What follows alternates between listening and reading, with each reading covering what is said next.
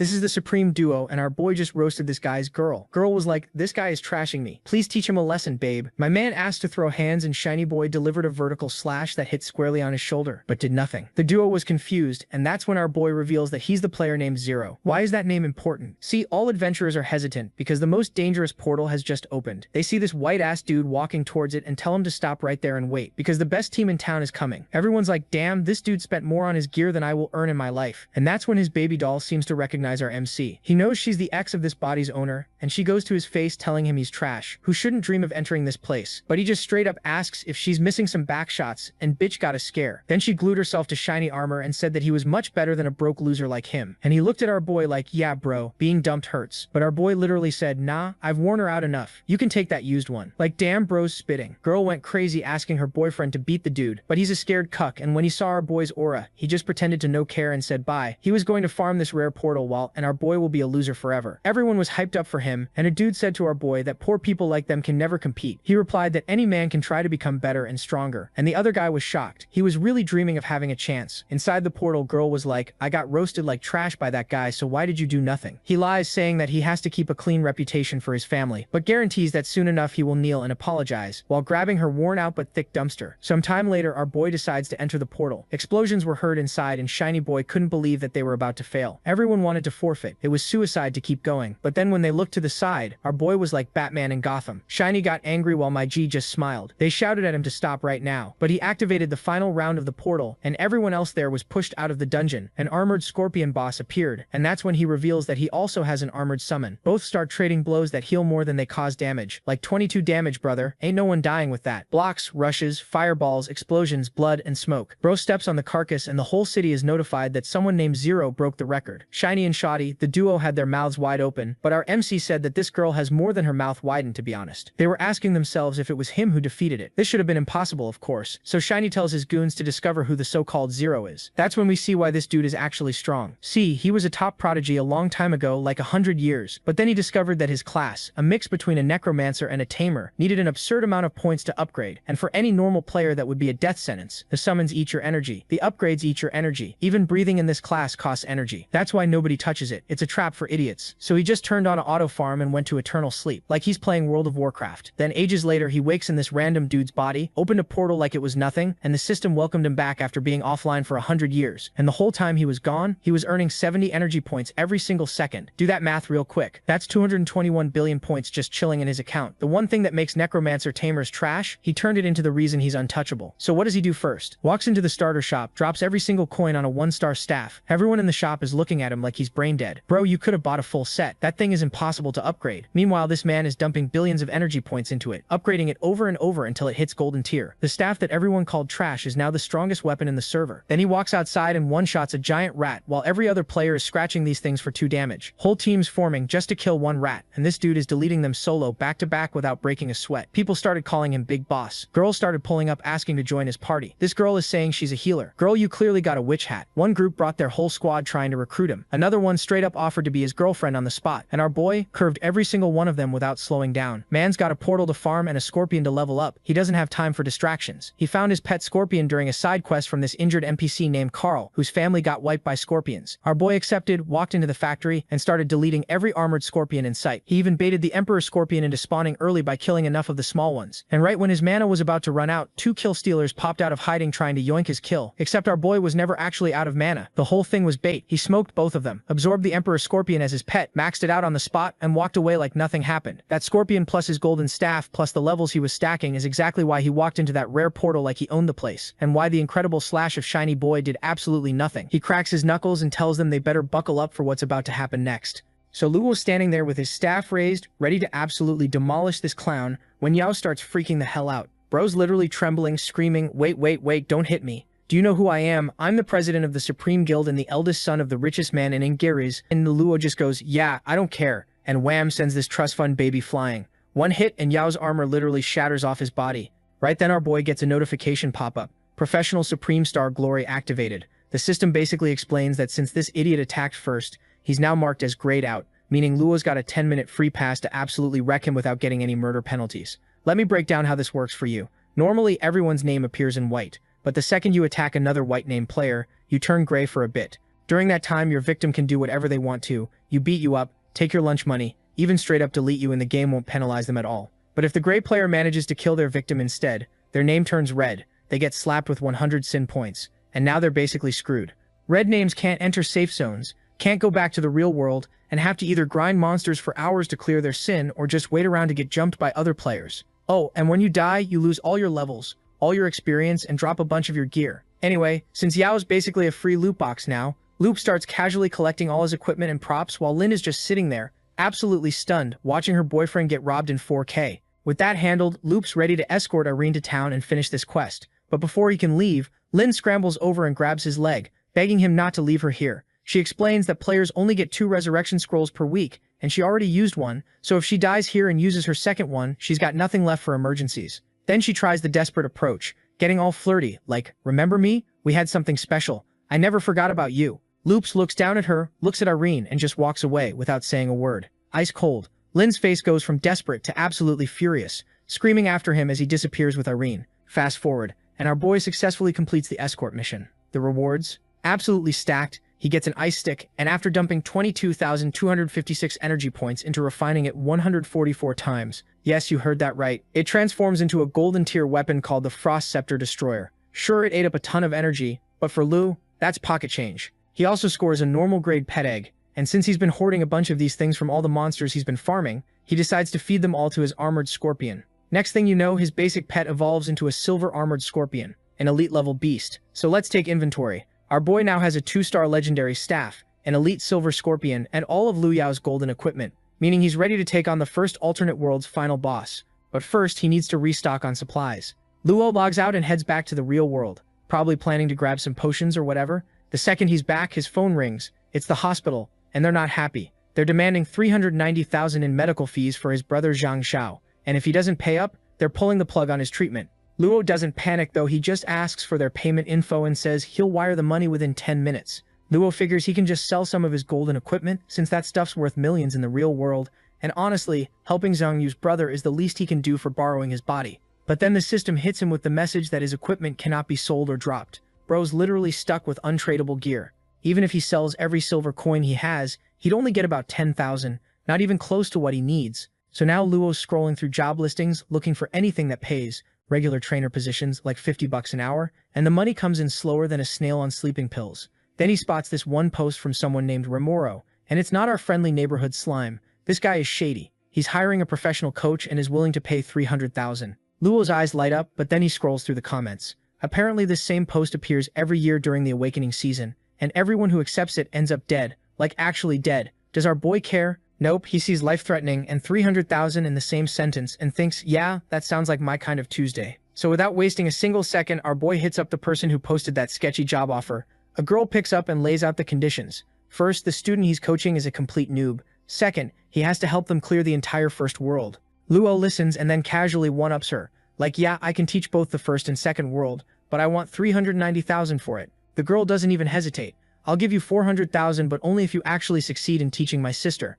Then we cut to her sitting in front of like 50 monitors looking like she runs a whole gaming empire, and she tells Luo to get his ass to the Doomsday Town spawn point in 10 minutes, where her sister is waiting. Fast forward, and Luo's walking through the portal into Doomsday Town, thinking to himself how easy it is to solo the first world. But getting 400,000 just for helping someone else clear it, yeah, that's a steal. As he's looking around, he spots this girl standing there in a cloak with her hood up, trying to be all mysterious.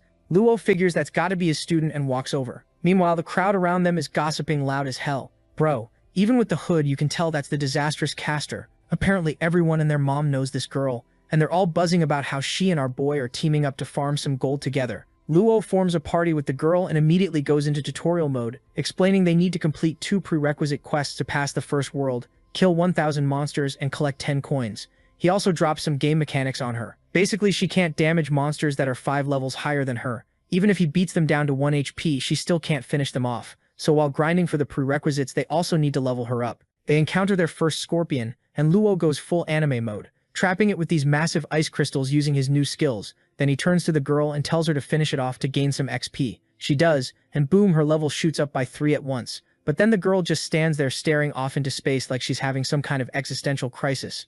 Another scorpion charges at her from behind, and Luo has to sprint over, pull her out of the way, and kill the thing himself. He ends up holding the pink-haired girl protectively while keeping his eyes forward, watching for more scorpions. And in that moment, you can literally see the sparkles appear in her eyes. Girl's catching feelings fast. Still daydreaming about our protagonist's heroic profile, she doesn't even notice Lua telling her they need to keep moving to level up. As they're walking through the forest, Lua asks how old she is. She holds up her fingers, 21 years old. She still hasn't spoken a single word to him yet, which is already kind of sus. But what really throws Lua off is that she's been stuck at this low level for 3 years. Like all class shifters awaken at 18, so what the hell has she been doing this whole time? Man's getting suspicious. Then the girl finally pulls down her hood, and with visible gratitude on her face, she asks him to please just leave her here. She promises she'll still pay him half the money, but he has to swear not to tell her sister about any of this. Hearing her voice for the first time, Luo turns around and straight up refuses. Nah, I promised your sister I'd get you through the first world, and that's what I'm doing. The girl's face goes pale. She warns him that he really shouldn't do this, because she has the Star of Calamity. She's literally a vessel of disaster, meaning being around her means constant chaos, bad luck, and probably death. Instead of running away like a normal person, Luo gets curious. Hold up, what's this vessel of disaster thing? Tell me more. Because of course this lunatic finds danger interesting. Before she can answer, a whole crowd of players suddenly appears, surrounding them. They start hurling insults at the girl, calling her the disastrous caster who ruins everyone's lives. Apparently her forum post has a reputation. Anyone who accepts her request dies, a horrible death, but whoever manages to kill her gets massive experience and alternate energy as a reward. So naturally all these players are now looking at her like she's a walking loot box. The girl panics and tells Luo they need to run because all these players are way higher level than them. But before they can move, guess who shows up? That's right, Yao, and his whole squad come rolling in like they own the place. One of the random players tries to approach Yao to ask what's going on, but Yao just shoves him aside and walks straight up to Lu Wei, grabbing him by the collar with this smug-ass grin on his face.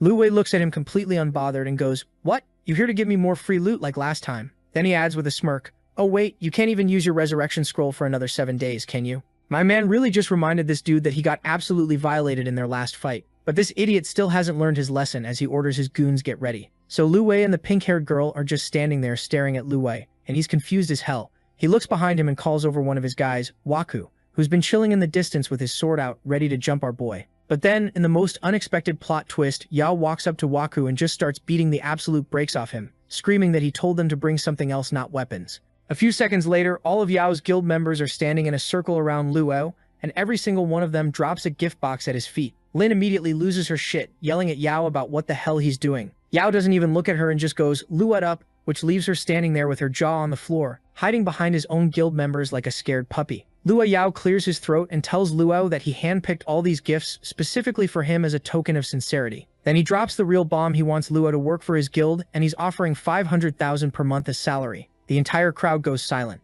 Everyone's shocked. Even Lin can't help herself and starts mocking Luo, saying there's no way a broke nobody like him could make that kind of money, even if he worked for 10 years straight, so he should obviously take it. In her head, Lin's playing 4D chess. If Luo joins the guild, not only will Yao be happy, but she'll get to boss our boy around again. 2 birds, 1 stone. But Luo doesn't reject the offer right away. Instead, he hits them with the most savage condition. "I only work with people who are stronger than me, so show me your strength first, then I'll think about your offer." Lin's absolutely baffled. She can't wrap her head around why this broke-ass beast tamer is turning down $500,000 when he's literally struggling to pay hospital bills. Luo looks her dead in the eyes and delivers the killing blow. Birds of a feather flock together. "Unlike you, I'm not selling my pride for a paycheck." Lin's face goes red with rage. Luo just casually starts walking away, telling them to move because he's got monsters to kill. Lin jumps in front of him and orders the other guild members to attack, but to her absolute shock, Yao tells everyone to stand down and let him pass. Luo walks right past him without giving a single damn. Lin tries to stir the pot, whispering to Yao that Luo's clearly looking down on him and he should do something about it. Yao just repeats himself, "I said let him go. Are your ears broken?" Lin Luo's up real quick. When she realizes Yao's not mad at Luo, he's mad at her. As Luo and the girl walk away, all the guild members are just standing there watching. One of them turns to Yao and says they should just kill Luo now since he already embarrassed their leader once and is acting cocky as hell. Before he can even finish talking, Yao punches him square in the face. Then with this psychotic excited smile, Yao says, "Sometimes struggling to get something is what makes it worth having. Getting things too easily? That's boring." Lin tries to act all flirty, asking why he changed his mind, since he was literally trying to murder Luo like an hour ago. Yao grabs her face and says, maybe it was when Luo killed him last time. Then he asks the real question, how does a poor beast tamer hit that hard? To him, Luo's definitely not ordinary, which means he needs to get him in the guild. Meanwhile, Lin's seething with rage toward Jiang Yu, swearing she's going to teach him a lesson real soon. Cut to nighttime. The moon's out and Luo and Sujin are walking through the woods when she suddenly thanks him for saving her earlier without even looking at him. Luo's response? I wouldn't get paid if you died. That's the only reason I saved you. Sujin just sadly says she still doesn't think he'll be able to help her beat the first world. Luo stops and turns to her genuinely confused. How does someone with such low self-esteem even post on the forum? You literally could have just not shown up, but you still came here and entered the first world. Explain that. The girl's face drops. That was my sister. She's the one who won't give up. I gave up a long time ago. Then she shows him her character screen, specifically the special class Vessel of Disaster. She explains that whoever has this cursed class can only kill monsters in a team. The only way to get rid of it is by clearing the first world, something she's been trying to do for 3 years. Luo's mind starts racing. He realizes that aside from the normal core classes, there are these rare special classes. If someone with a special class manages to overcome their limitations, their level can instantly shoot up to high class or even mythological class. But here's the catch. It's not easy at all for regular people. And if you fail, you're stuck in an endless cycle of suffering. Sujin sits down against a tree and keeps going. Since she awakened 3 years ago, she's made hundreds of attempts to clear the first world. Not only has she never pulled it off, but because of system settings, she's never been able to team up with someone who has a 10-level difference from her. And without a level 10+ player, there's no way to beat the first world's boss. Tears start streaming down her face as she stands up. Just leave. I'll never be able to pass it. But instead of walking away, Luo looks at her with total confidence and says, I'll help you clear the first world. That's a promise. Sujin's eyes go wide. She runs up to him and grabs his arm, her voice shaking. It's been 3 years waiting for this curse to break so people will stop looking down on me. Luo gently puts his hand over hers. Then let's keep going. If you want to pass the first world, we need to keep moving. So after delivering the dose of motivation, the gang is ready for the boss battle, since Sujin has now completed the area.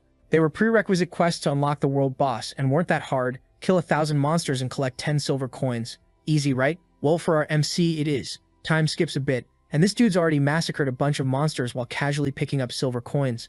The girl's just standing there with her jaw on the floor, watching him solo entire packs of boars and other creatures. She's thinking, what kind of monster did I team up with? After steamrolling through both quests, Luo turns to her and asks if she's ready to face the boss. She agrees, but he can tell something's off. She's hesitating, so he's like, what's wrong? She looks down all shy and admits that unlike other players, he's clearly insanely strong and could have easily told her to pound sand when she asked for help. But instead, he's here helping her clear the first world, and she doesn't understand why. Our boy, being the humble king he is, tries to play it cool and says he's not special, just a regular middle-class dude, and of course this makes her fall for him even harder. Meanwhile, Luo is internally sweating, thinking, yeah, probably shouldn't mention I'm actually loaded. With both quests done, the system pops up asking if they want to challenge the boss now or later. Our boy clicks confirm without hesitation. Because why wait? A demonic portal appears in front of them, and they walk through like they're entering a McDonald's.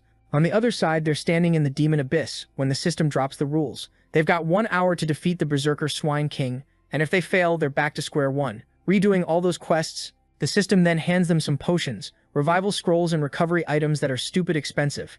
Even though Luo knows he can solo this pig, no problem. He takes them anyway just to be safe. Plus, he's got a secret weapon, Luo drop armor that he's planning to equip on his silver-armored scorpion. With that setup, this fight's gonna be a cakewalk. Finally, they're face-to-face with the berserker Swine King. This level 10 monster that's basically the gatekeeper between World 1 and World 2. This pig's whole job is standing at the Nightmare Source passage and murdering anyone who tries to get through. Sujin's hyping herself up, ready to prove she's useful, but you can tell she's scared shitless. I mean, it's just the two of them versus a level 10 raid boss. Anyone would be nervous. Luo notices she's freaking out, so he tells her to hang back and only help his scorpion if things get dicey. She starts worrying about him, but our boy just smiles and reassures her he'll be fine. Then he hits her with that classic protagonist line, I'm just going to wipe this thing out. The Swine King charges at Luo, and he responds by launching a super fireball right at its face. But this pig's built different. It's got skin thicker than a tank, so the attack barely scratches it.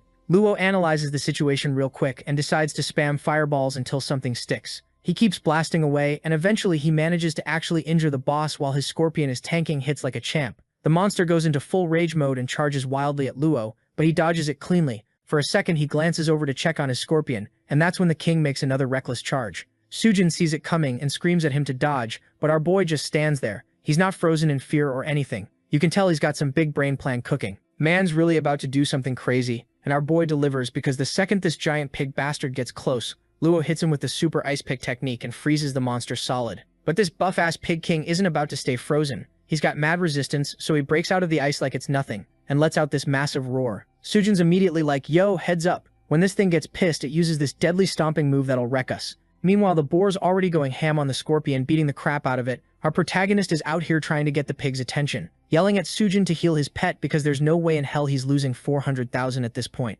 Even with Sujin healing the scorpion, it's barely doing anything against this tank of a boar. Plus, the scorpion needs actual time to recover, otherwise it's going to get folded. Looking at how bad things are going, they don't have time to wait around, so Luo's like, screw it, we're doing this, and walks straight up to the Pig King. He whips out his 2-star golden equipment and starts going absolutely crazy using both fireball and ice techniques at the same time. Sujin's watching this unfold thinking, wait, how the hell is he using both at once? That's supposed to be impossible. But our boy's built different. After a tough fight, they finally take down the monster, and this absolute unit of a pig is now just lying there dead on the floor. The system pops up congratulating them for killing the wild boar king, and drops some sweet loot, which Luo immediately starts sorting through. Just then a system message pops up, congratulating Sojin for breaking through the disastrous caster's class limitations, aka the Vessel of Calamity, meaning she just hit the core class Taboo Sorcerer Epic. Sojin straight up starts crying happy tears, not just because she's free from that curse that's been haunting her, but also because her level just shot up. 2 portals appear in front of them. The red one goes to the second world, and the blue one goes back to reality. Our boy immediately heads for the blue portal, because he's got hospital bills to pay, and nobody has time for more dungeon crawling right now. Sojin's confused, asking where he's going, and he's just like, going to collect my bag from your sister, duh. Cut to the real world, where this thick, gorgeous babe is chilling with a view of the city. When her assistant walks in, saying she got a call from our boy claiming he finished the quest. She's skeptical as hell. I mean, it's only been half a day and people have been trying to clear this for 3 years. So she hangs up, telling him she needs to confirm with her sister first before dropping any payment, basically dismissing him as a scammer. But just as she's about to write him off, her sister bursts in, all happy and excited, telling her how she completed the quest and evolved into an epic class. Her sister is losing her mind, praising her sister for doing something nobody in their entire family has managed to pull off. Then she asks how many people this guy sent to help with the mission. Sujin holds up one finger. Just one dude showed up. The next second, Boss Babe is frantically at her desk scrolling through the community forums like a maniac, asking Sujin if the person who showed up could possibly be the hot topic everyone's been talking about, that guy called Zero. Sujin just nods. Now she's biting her nails, gears turning in her head, thinking about how her sister and this Zero guy just accomplished the impossible, and that can only mean one thing. She needs to get her hands on him. Her mind's made up. She's calling an emergency meeting right the hell now because they have to poach this dude before someone else snatches him up. Anyway guys, y'all mind if we continue the rest of this recap on this panel alone? The scene shifts back to our boy, and guess what? He got paid. The first thing he does is send that bag straight to the hospital account. He hits up the hospital staff asking if they need anything else from him. Luo tells them he's worried about his little brother and wants them to cure him ASAP. The hospital staff drops some bad news though. His brother's condition got worse, meaning he's got to stay under observation for a few more months. And yeah, that's going to cost another 40 to 50,000. Hearing this, Luo immediately regrets not taking Luo's offer earlier, but right after he hangs up, his phone rings again. This time, it's someone offering him a spot at the Misty Rain Pavilion Guild. The girl on the phone is Sujinya, the Vice Guild Master, and she's laying out the offer 30,000 monthly salary plus they'll cover his insurance. Since our boy desperately needs the cash for his brother's bills, he agrees to join, but with one condition: he'll show up for events and whatnot, but they better not mess with his personal freedom. Sujinya takes this back to the senior members, and oh boy, they are not happy. They're all frustrated as hell because normally when you join a guild, your first priority should be the guild itself. If someone wants total freedom, why even join? Makes no sense to them. Every single member sitting there is against letting our hero in, but the CEO is thinking differently. Why? Because Sujinya, who's actually Sujinya's sister, personally recommended him. So he asks Sujinya what makes this guy so special. She drops the bomb. He's the one who broke our 100-year record by killing a first-world monster in less than a day. Class shifters like that are rare as hell, so they need to lock him down before someone else does. But the CEO is still having second thoughts though. Seeing him hesitate, Sujin, who's also at the meeting, stands up and starts defending Luo. Sujinya backs her up, saying it's just a matter of time before they can work with his conditions. With both of them pushing for it, the CEO is left with no choice. He agrees to bring our protagonist into the guild. Back to our hero, he's already doing the math in his head, calculating his pay and bonus. It should be enough to cover his brother's medical expenses, so he's feeling pretty good. Then his phone rings again. It's Sujinya telling him to come to the office to report for work. But Lu is like, nah, I'm good working from home. Sujinya's getting real annoyed at this point, but what can she do? They need him. Plus, they're all in the same city anyway, so time won't be an issue. She reluctantly agrees to this term too. After hanging up, our protagonist is stretching, already thinking about the next alternate world since money's not going to be a problem anymore. Lu is ready to dive into the second world, so he walks straight through the red portal. The system welcomes him to the safe zone called Norden Town, located in the second world's fortress besieged undead. This is zombie territory, mutated humans everywhere. Just like in the first world, he's got to pass 2 quests here: a secret realm and repelling 3 waves of enemies. After that, he can challenge the boss. For now though, Lua is thinking he needs to grind and level up since the secret realm requires level 15. While he's planning this out, he hears some dude Captain Norris yelling at people to work faster before the next wave hits. Apparently zombies attacked Norden, and they don't have enough weapons to send to their people over there. So even though Norden's supposed to be a safe zone, it still gets hit by zombie waves regularly. Norris spots our hero and walks over, asking if he can help them gather materials from west of Norden. Lua checks the system info and sees that out of 10 available quests, this one's the hardest targets, ranging from level 11 to 20. But that also means the rewards are going to be fat. After doing the math, our protagonist agrees to help. Captain Norris thanks him, grateful as hell. The former military base is on the outskirts of Norden, but now it's just crawling with zombies. Our boy enters the area with his scorpion pet, ready to wipe these undead bastards out. He tries hitting them with the fireball technique first, but nothing much happens. Turns out they're resistant to fire, so he switches it up and decides to use his ice technique instead. After sizing up these zombies, he orders his scorpion to take their aggro and tank the hits. Our hero's confident the zombies won't stand a chance against his armored scorpion, and while his pet's holding them down, he can just pick them off one by one. But it turns out he really doesn't need to worry because the scorpion's absolutely handling these undead bastards. I mean, it's getting the job done, but it's messy as hell and not exactly fun to watch. So our boy's like, nah, I'll do it myself, and whips out his staff, thinking if fire's not cutting it, it's time to switch to ice. One hit later, and boom, monster's down. Now get this, the damn thing was a level 11 fire zombie, and what does our boy get for his troubles? Some broke-ass bronze coins. That's it. So naturally, he says fuck it and goes on an absolute rampage. Cut to a few moments later, and after turning every zombie in sight into an ice sculpture, my guy's only got 50 fire cores to show for it. Looking at this garbage drop rate, he's genuinely considering just ditching the quest entirely. Like, after all that work, man's getting hungry and thinking about logging out, planning to come back later tonight when he's got snacks. But then he hears this absolutely massive roar that shakes everything. He's like, yo, what the hell was that? But honestly, it doesn't take a genius to figure it out. It seems like the respawn timer for the boss monsters just reset. And yep, sure enough, in the next second, he spots the boss monster itself. Now we got a whole change of plans because there's no way our boy's missing out on boss loot. His eyes are literally glowing with greed right now. Man saw that potential legendary drop and all thoughts of food went straight out the window. The second this boss zombie spots our boy, this bastard immediately launches an ice attack, and folks, it actually does damage. Now our boy ran into a problem. Both he and this Lord Zombie have the same ice and fire powers, which means our boy can't maximize his damage output. It's like a type disadvantage but makes it painful. Then this zombie goes after Luai's pet scorpion and straight up kills it. Now his pet's going to take 3 hours to revive, which is a massive problem, because even with his necromancer buffs active, there's no way our boy can hold off this boss solo for 3 hours. Nothing's going according to plan, because this boss monster is just way too powerful, and our boy's starting to sweat. But then someone attacks the monster from behind, and our boy turns around and goes, "Yo, paycheck lady, what are you doing here?" Sujin doesn't pay attention to him. She continues to fire her spells and tells him that she'll focus on keeping the monster busy, while he focuses on dealing damage and actually killing this thing. Right after that, Sujin jumps in and hits the monster with a fireball, while simultaneously using the ray of light technique to immobilize it. Our boy's just standing there in shock because she's using 3 skills at the same time with perfect control over all of them. Like, who does that? Seems like this is the actual insane power of the taboo sorcerer class. So now that our boy's got backup, he decides it's time to stop playing around and end this. He goes straight for his ultimate move and he and Sujin attack together, finally managing to delete this level 14 zombie from existence. After they collect the loot, Luai's like, "Yo, thanks for the assist. Want to split the rewards?" But Sujin's all humble about it, saying she literally just showed up a few minutes ago to finish her own quests and saw him soloing this thing like a madman. She even adds that she's the one who should be thanking him, not the other way around. Our protagonist is confused as hell and reminds her, "Wait, didn't your sister already pay me for helping you?" Even though they've met before, the girl decides to do a proper introduction this time, going full formal mode, like, "I'm Sujin," so our boy decided to introduce himself as well. After the introductions, Lua realizes they're in the same guild doing the same quest, so he suggests teaming up and asks what her class abilities are. Hearing this, Sujin gets super hyped and starts geeking out about her skills, explaining how all her crowd control abilities are about to upgrade to taboos, which means they'll last 30% longer, plus she's getting a 30% cooldown reduction. Our hero's sitting there thinking, damn, this girl's abilities are going to be clutch for future fights. But instead of sticking around, he just turns and starts walking in the opposite direction.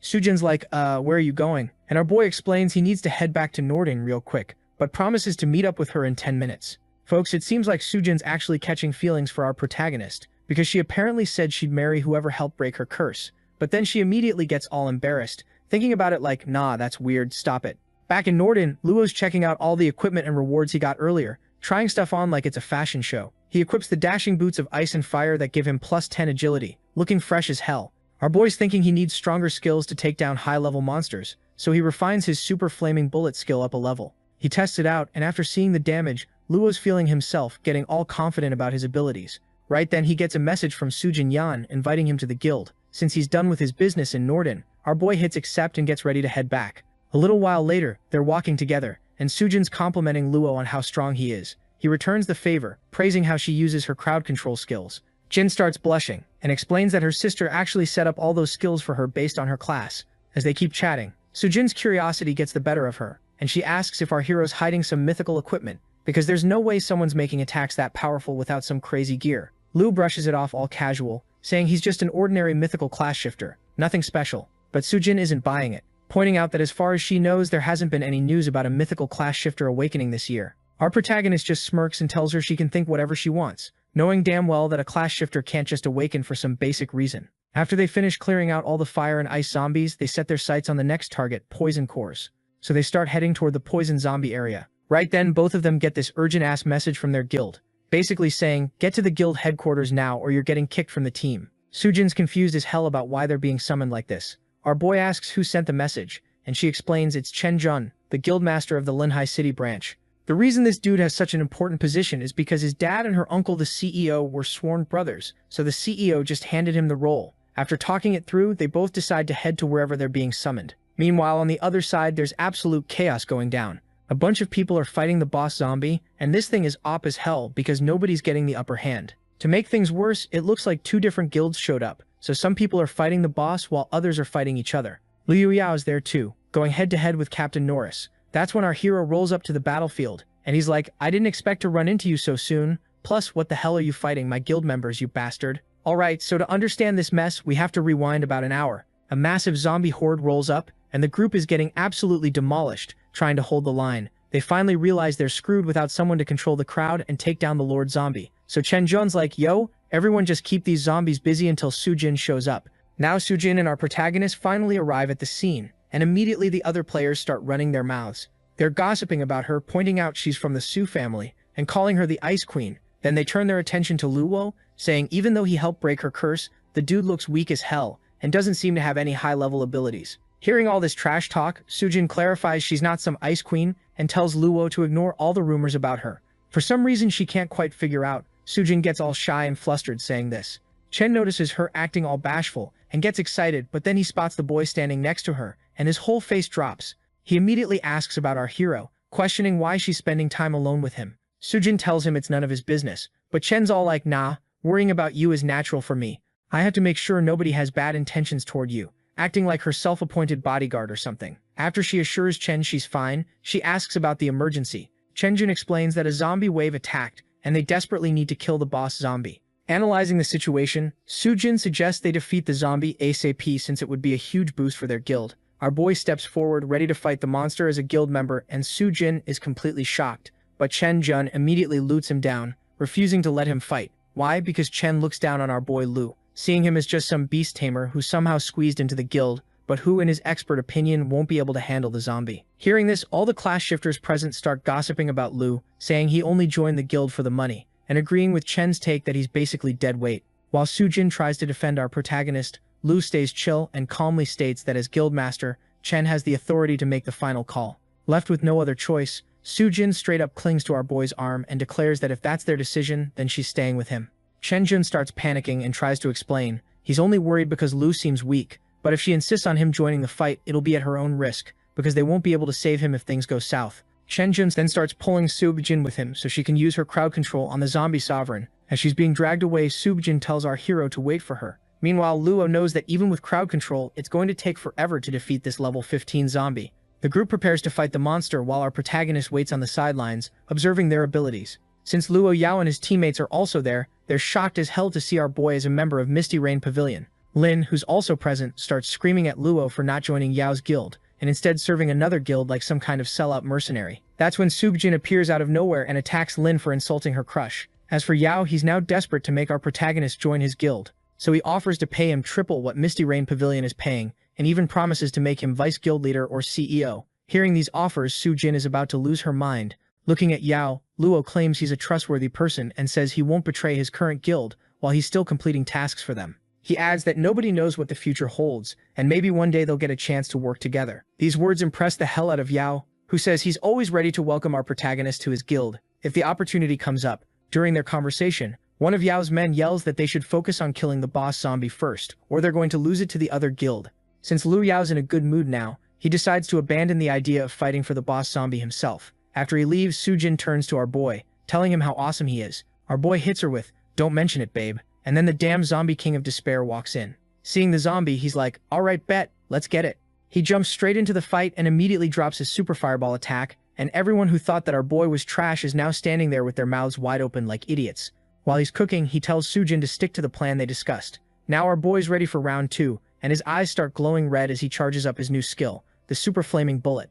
The zombie king of despair gets hit with this absolute nuke and gets deleted from existence instantly. All the class shifters watching are standing there frozen like NPCs. They're also remembering how Lu Yao was showing our boy mad respect earlier, and now they're wondering who the hell this guy really is. Meanwhile, Sujin's thanking our protagonist again for making the Supreme Guild back off, because if he hadn't, those assholes would have stolen their boss zombie. Lu Yao just waves it off, saying it's just part of being a guild member. Acting all humble and shit, everyone's hyped now, calling him their role model and saying they want to be like him. Cut to them walking back to Norden, and Sujin's got her arm wrapped around Lu Yao's, talking all sweet and flirty with him. When they enter the town, Chen sees them together, and bro is seething with jealousy. You can literally feel the salt radiating off this man. He asks about the zombie, and one of his lackeys reports that Sujin and Lu Yao actually pulled it off and killed that king zombie. But Chen Jun's dumb ass doesn't believe it, so the guy has to spell it out. Lu Yao's actually crazy strong and is going to be a huge asset for the guild moving forward. Being the jealous little bitch he is, Chen starts screaming at our hero, pointing his finger right in Luo's face for not following his orders,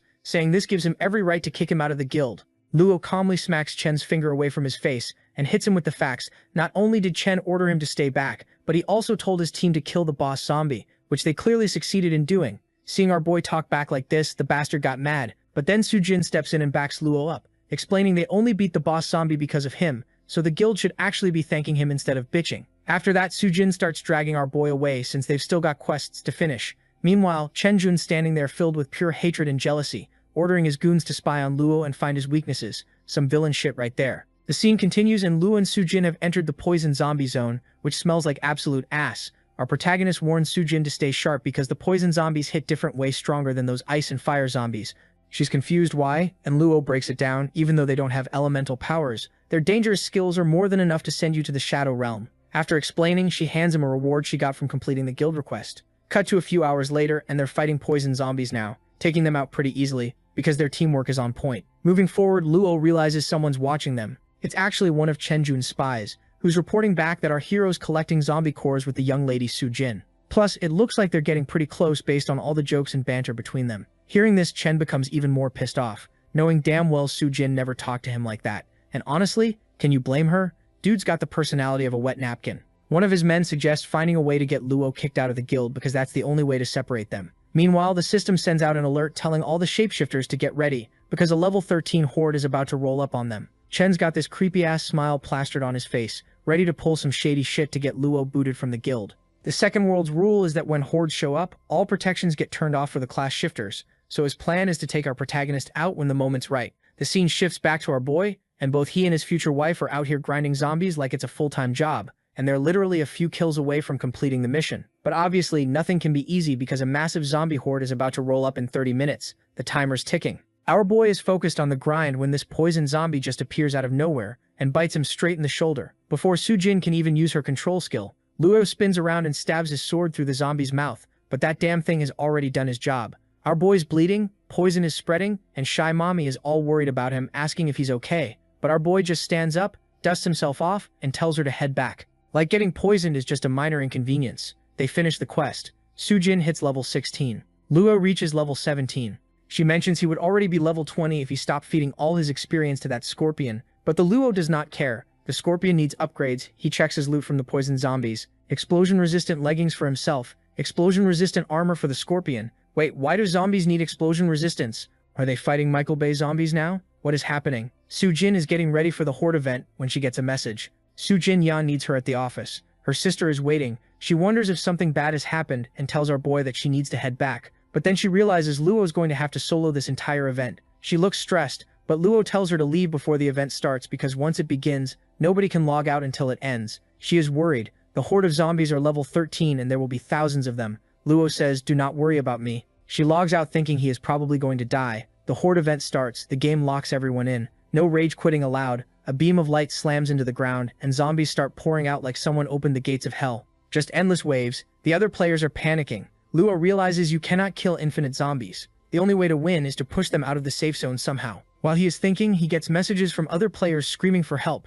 He shows up and finds some guys on the ground. Chen is hiding in the corner. This is obviously a trap. One of Chen's guys is looking at Luo's stats, thinking his defense is not that high. They have 12 archers hiding in the back alley. These idiots think 12 archers are enough, but wait, it gets worse. Chen is not planning to just kill Luo once. This psycho wants to camp the respawn point and kill him over and over again. Why? Because Luo talked to Sujin, and Chen thinks he owns her. Luo is standing in the alley. All 12 archers fire at once. Should be game over, right? But the scorpion appears like a Pokemon and blocks every single arrow with its body. Absolute legend. Then the system notification pops up. Luo has 10 minutes to fight back with no death penalties. The game just gave him a murder license. He looks at Chen and his gang, says, "Your turn is over. Now it is my turn, and these clowns are about to learn why you do not mess with the protagonist." So our boy absolutely demolished those 12 archers before the timer even hit 1 minute. Chen Jun is standing there with his jaw on the floor, completely shook, and immediately starts blaming the guy who pitched this genius plan. But plot twist, that dude is just as clueless about Luo's actual power level, because nobody did their homework.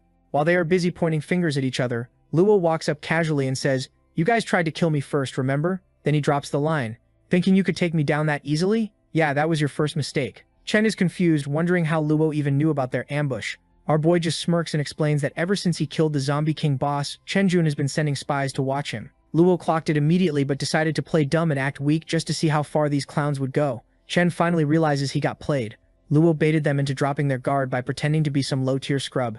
Luo even admits he was not planning to fight them. He just wanted to watch them make fools of themselves. But Chen Jun, being the typical stubborn rich kid who cannot take an L, decides to aim his arrow at Luo even while staring death in the face, before he can even let it fly. Luo casually shatters the arrow with his frost blade. Then one of Chen's goons, some elite assassin, tries to be the hero and lunges at our protagonist. Luo does not even give him the satisfaction of a fight. He just launches a fireball and insta-kills the guy. One shot, no respawn. Chen is completely broken at this point, not even asking out of curiosity anymore but pure disbelief. Who the hell are you? And in that exact moment, Luo ends him too, saying, "I am someone you should have never messed with." Cut to the respawn area where Chen's whole squad is loading back in. The system notification pops up. Killed by player ID 0. Everyone freezes. They cannot believe it. Luo is not just some random dude. He is the Necromancer, the mystery player who beat the first world boss monster in 1 day. Senenjun respawns, absolutely seething, realizing he just tried to PK the most OP player in the game. Now he is screaming about getting revenge, because clearly the first attempt went so well.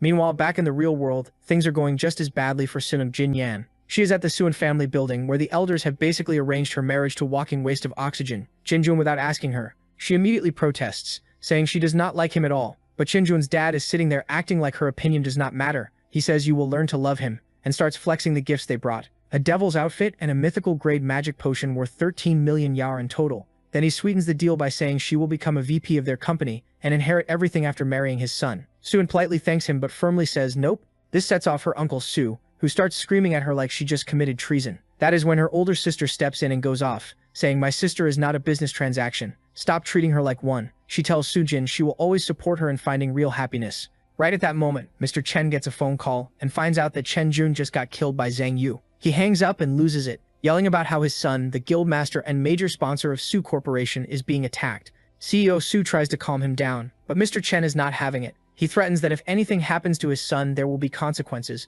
then storms out and slams the door like a dramatic soap opera villain. Now CEO Su turns on his nieces, since they were the ones who recommended Lu to the guild. Sujin defends our boy, saying there must be a reason if he really killed Chen Jun. But the CEO is not trying to hear it. He demands they drag Lu back and force him to apologize to the Chen family. If he refuses, he is getting kicked out of Misty Rain Pavilion. While they are arguing, Sujin gets a call from Lu. She is panicking, asking if he really killed Chen Jun. Instead of answering, our boy just hits her with, "I am resigning from Misty Rain Pavilion." Sujin's losing it on the phone, begging Lu not to quit and saying she'll figure out a way to clear his name. But our boy's done with the drama. He tells her to drop it and hangs up. He already knows Chen Jun's having a full-on tantrum right now and is 100% planning revenge. So staying in Misty Rain Pavilion? Yeah, that's not happening. Now he's got another problem. He needs 50,000 yuan for his brother's hospital bills. His plan? Farm high-level materials and flip them for cash. But to get the good drops, he needs to hit the third world, which means surviving 2 more zombie waves and clearing a dungeon first. Then he can fight the second world's lord boss.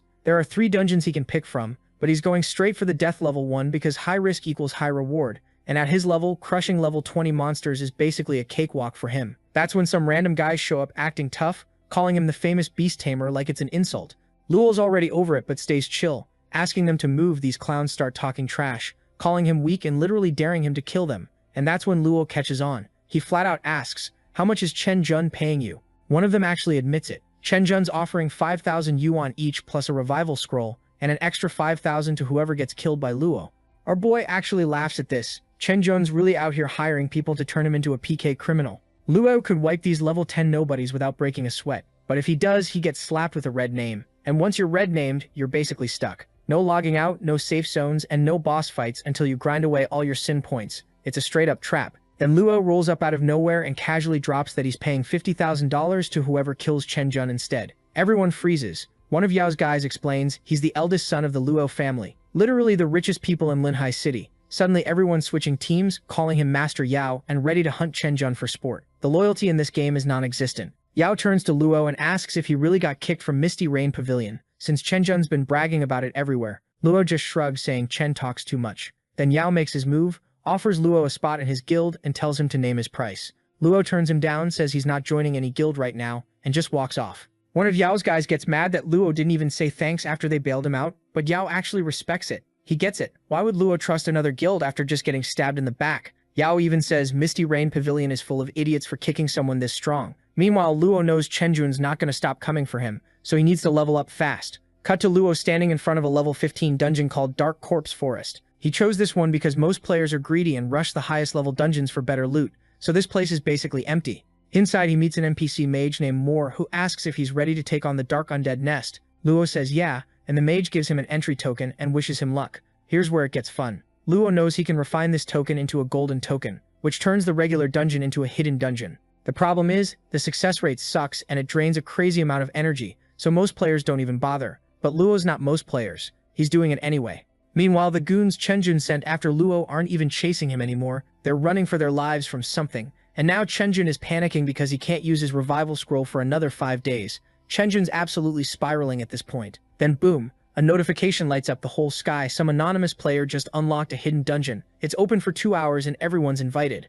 Chen Jun sees this and loses his mind in the best way because hidden dungeons drop insane loot, including free revival items. He immediately yells at his crew to gear up and move out. It's basically Christmas morning for him. Luo sees the same thing and gets equally hyped, ordering all his Supreme Guild members to head there. Meanwhile, Luo's already deep in the dungeon, cutting through zombies like it's nothing. To beat this place, he needs to kill the dungeon's gatekeeper first, a level 15 boss with a ridiculous stat sheet, crazy magic attacks, insane defense, devastating physical damage. The system's literally warning him like, yo, maybe don't do this. But we all know our boy doesn't read warnings, so Luo's absolutely wrecking this boss monster right now, just going ham on it, when suddenly a notification pops up saying a massive wave of challengers just entered the dungeon. And look, our boy knew this was coming from day one. This dungeon doesn't need some fancy secret scroll to enter, so obviously Chen Jun and his whole crew would show up. He figures Su Jin and Lu Yao are probably on their way too. But here's the thing, Chen Jun is the only name on Lu hit list. He's got zero interest in dragging random people into this beef. Now here's where it gets spicy. As the owner of the Golden Secret Decree,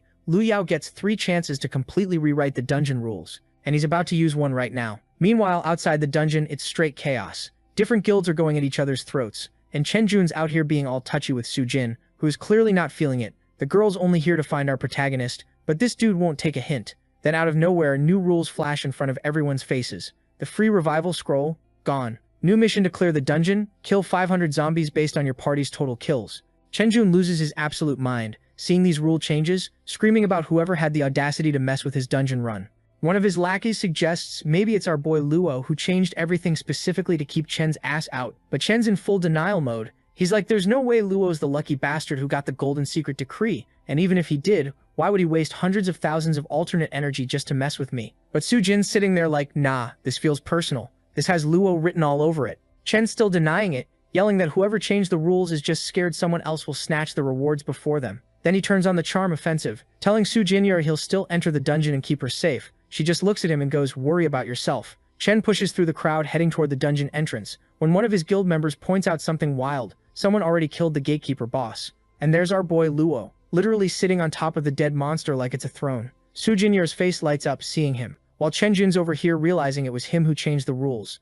Luo jumps off the monster and walks straight toward them, then straight up challenges Chen Jun. "You've been dying to kill me this whole time, so come on, let's see you try." That's when it clicks for Chen. This whole thing is a trap, and he just walked right into it. Immediately, this coward starts hiding behind his guild members, trying to use Su Chen's name as a shield, saying Luo shouldn't touch him because some major aristocrat has his back. Then he has the audacity to turn to Su Chen and tell her to use her imprisonment powers on Luo so they can jump him. But Su Chen's like, "Nah, this is all your mess. You deal with it." Left with no options, Chen orders his members to attack Luo, but nobody's moving. They're all shook because this man just soloed the boss monster who wants that smoke. So Chen pulls out his wallet and offers $5,000 to anyone who kills Luo. Suddenly everyone's motivated. Money talks, apparently. They all rush our boy at once, and Luo just casually walks toward them and starts dropping Misty Pavilion members left and right like he's going through a tutorial level. While Luo is busy handling the cannon fodder, Chen Jun sees an opening and orders his remaining members to rush the boss.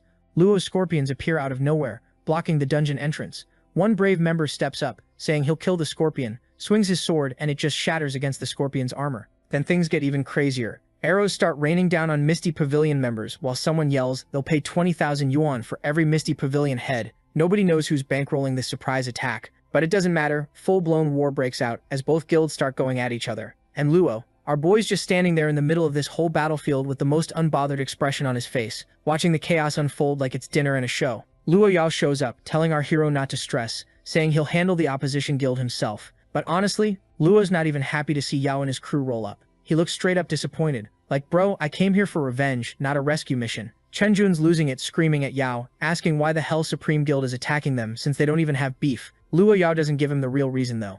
Instead, he hits him with, "I heard the guild master of Misty Rain Guild solves all his problems with cash, so I wanted to see if you're actually richer than me." Then this absolute madman offers Chen Jun's own guild members 1 million yuan to kill their boss. Everyone freezes. You can literally see the gears turning in their heads as they're doing the math. Chen Jun's panicking now, threatening them that if they betray him, both the Chen and Su families will come after them. Man, this is funny. This idiot really thought loyalty could beat 1 million yuan. That's cute. Right then the ground starts shaking like crazy and this absolutely massive monster bursts onto the scene. Luo analyzes it and realizes it's gone berserk. Apparently boss-level monsters can turn berserk if their health keeps dropping. And guess what caused it? Those arrows the Supreme Guild was shooting earlier made the already injured demon keep losing levels until it snapped. Way to go, you guys, idiots. You literally created a raid boss. The system announces it's now a level 17 3-star boss, a dark undead tyrant. Luo Yao takes one look at this thing, and you can see the fear in his eyes. The second the undead tyrant makes its first move, another notification pops up saying that because of this chaos, the secret realm exit just opened, meaning everyone can bail if they want. Chen Jun's eyes light up. This coward immediately attacks the berserk monster from the side where Luo Yao is standing, trying to redirect its aggro as payback.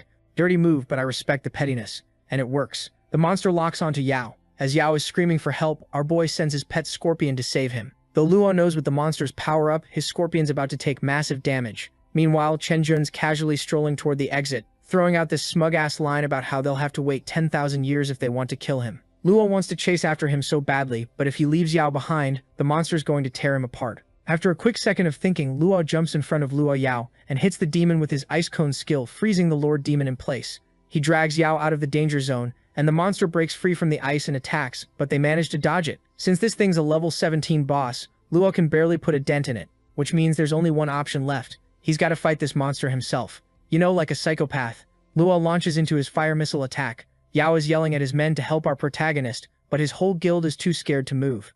Bunch of cowards just standing there watching, real helpful guys, really earning that guild paycheck. Meanwhile, the boss demon's moving so fast it catches our hero off guard and slashes his shoulder.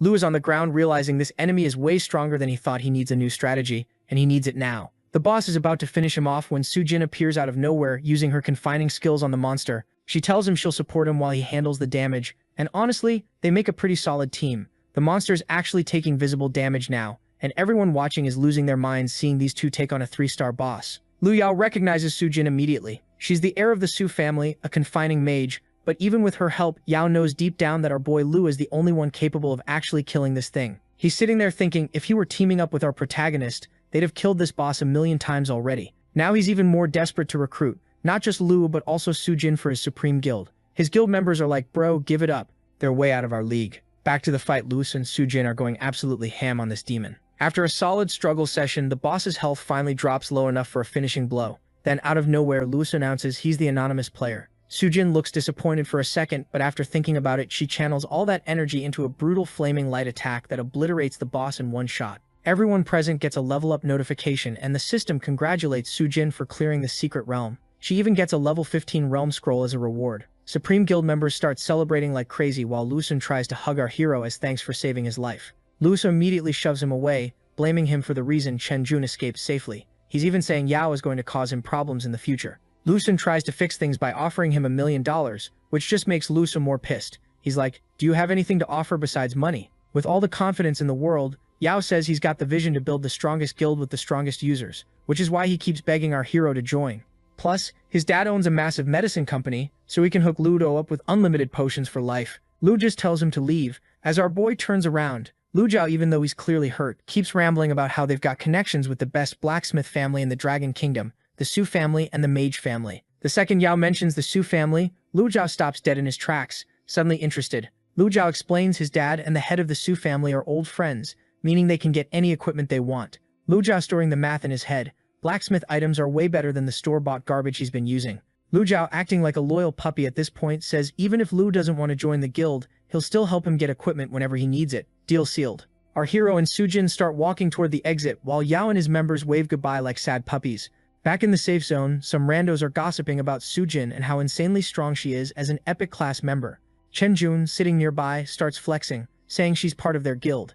Then one of his lackeys reports that Sujin killed the boss demon, which means Luo survived too. Chen Jun's blood pressure skyrockets. He's more desperate than ever to kill our boy. His guy points out that's going to be tough since Luo is way stronger now and has the Supreme Guild backing him. But then you see the light bulb go off in Chen Jun's head. He stands up saying he can find someone else to do his dirty work. Apparently he knows some level 30 veterans stuck in the third world, who could definitely handle Luo. Now all they have to do is wait for our boy to enter the third world. Cut to Luo and Sujin walking together. She's worried he might see her as an enemy too since Chen Jun's trying to kill him. Luo turns around and tells her straight up, Chen Jun is his only enemy. But if Misty Pavilion helps that bastard, he won't hesitate to fight them too. Sujin assures him they won't get involved. And besides, she hates Chen Jun anyway. Then she offers all the equipment she got from the boss to our hero, since she only landed the final hit.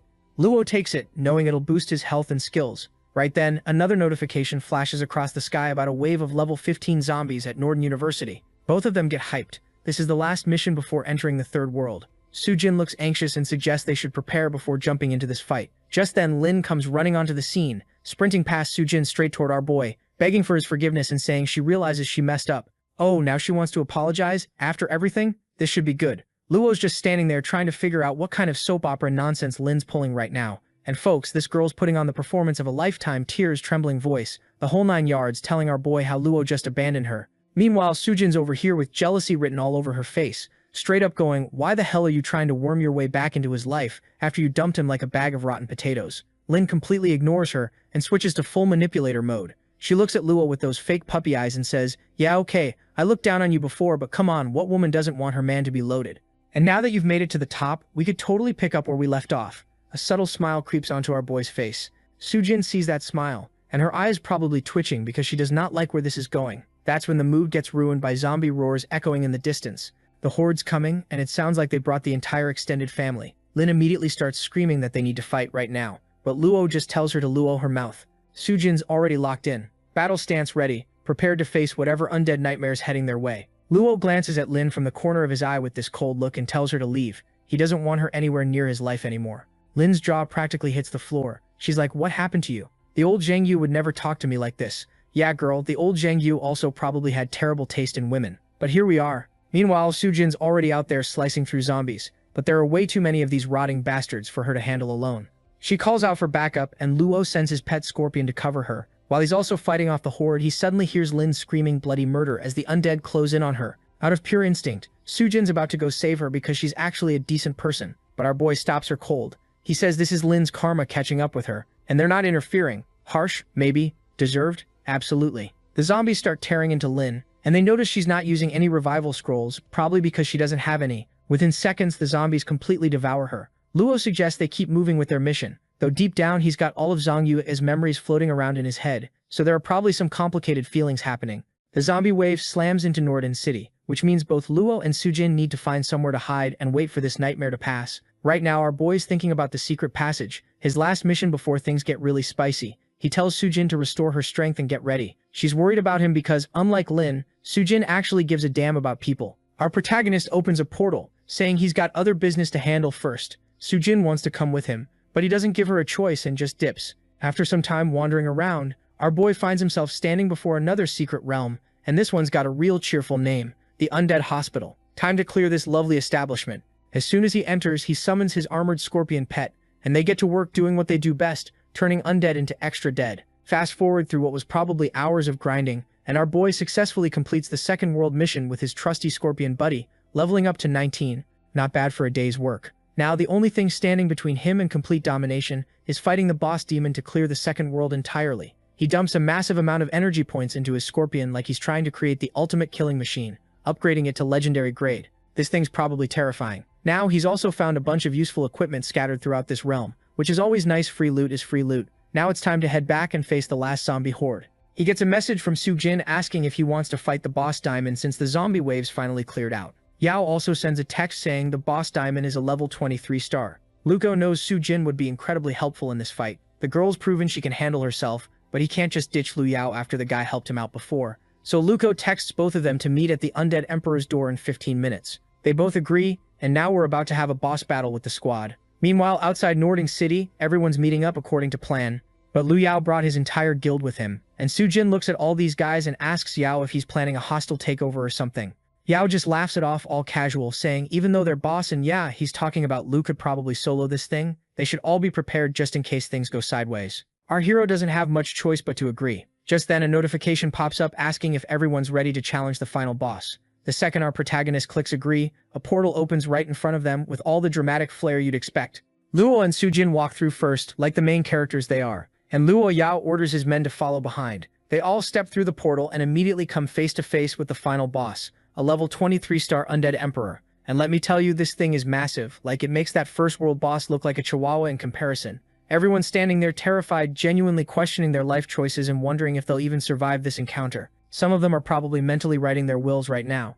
Luo is standing at the front because he's got protagonist energy, tells everyone to keep their distance from this monstrosity. Then he summons his pet scorpion, and you can practically hear the boss battle music starting. Between grinding through that first secret realm and collecting all those experience points and pet eggs like a hoarder, the bosses and scorpions levels are actually pretty close now.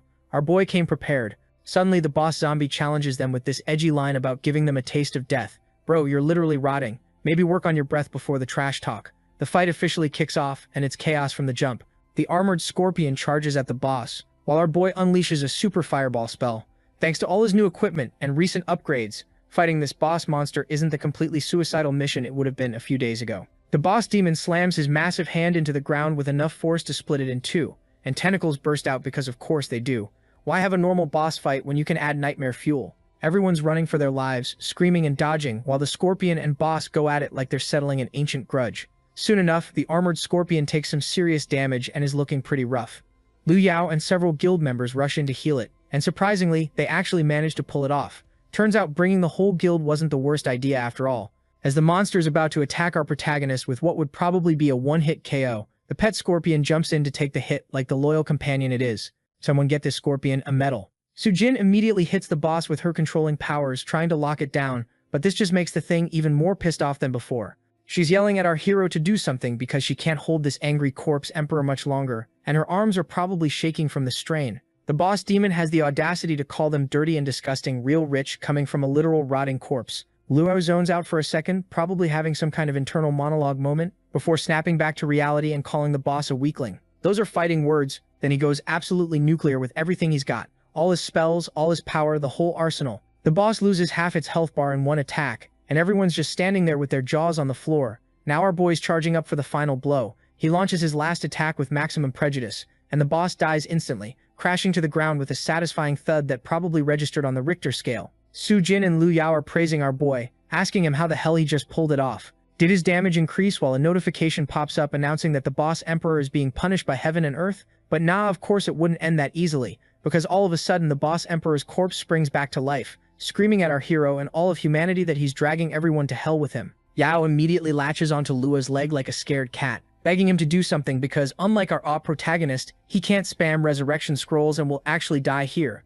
The whole damn place starts crumbling apart with lava erupting everywhere and surging toward the edges. To make things worse, the portal to the next world is way across the room, and the only way to reach it is by jumping over a literal river of lava. Lua thinks for a second, then without warning grabs Yao by the collar and scoops up Jinyun by the waist, which catches her completely off guard and makes things awkward as hell. Before either of them can process what's happening, he eats both of them straight at his pet scorpion and orders it to launch them toward the portal. Yao and Jin are absolutely losing their minds mid-air, screaming and wondering why the hell Lua just turned them into human projectiles. But the plan actually works. The scorpion flings them perfectly through the exit, and they crash land on the other side of the portal. Meanwhile, Sujin's freaking out because Lua's still on the wrong side and the portal's rapidly closing.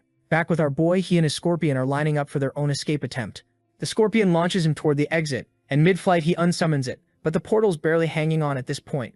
Just as he's about to make it, a massive splash of lava erupts right in front of him, completely killing his momentum. He desperately tries to stop himself with his weapon, while on the other side, Sujin and Liu Yao are watching with their hearts in their throats, praying he makes it through. The portal's literally a sliver now, and right as it snaps, Liu Yao, our protagonist, launches himself through in a last-ditch effort. He crashes through to the other side, and both Sujin and Liu Yao practically tackle him, frantically asking if he's okay. He brushes it off, saying he's fine except for a few burns from the explosion.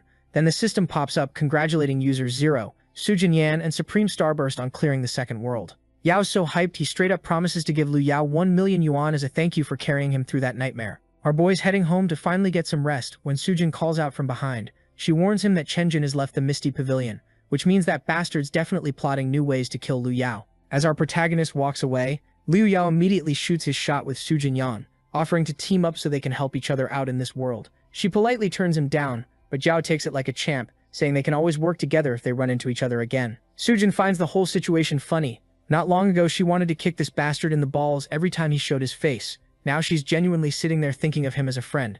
Cut to the third world, deaths approach, and Yao and his guild members are climbing out of grave pits that apparently serve as the safe zone's spawn point. Yao's pumping up his team, saying they should keep grinding levels to become the first guild to enter Jining province. But out of nowhere the bastard stomps down on Liu Yao's hand. Yao screams in pain and asks this idiot if he's blind or something, but this idiot doesn't care. He just looks at him and asks if Yao is the president of the Supreme Guild, and orders him to bring our boy to him. Yao gets up, jabs his finger right into the dude's chest, and tells him he's not special enough to order him around. Just then, one of his guild members nervously suggests calling our hero, since these guys look like high-level old-class users. But true to his loyalty, Yao refuses to drag Liu into this. That's when the man draws his weapon and threatens to kill Yao right here, unless he brings Lua to them. The man straight up stabs Yao right in the chest, but nothing happens. Everyone just freezes, staring like what the hell kind of cheat code is this? Now these thugs are seriously confused about how Yao and his scrub-tier guild even cleared the second world, when none of them are even level 20 yet. The real reason Yao tanked that hit like it was nothing is because of the game's protection system. If someone attacks you with a level difference of at least 10,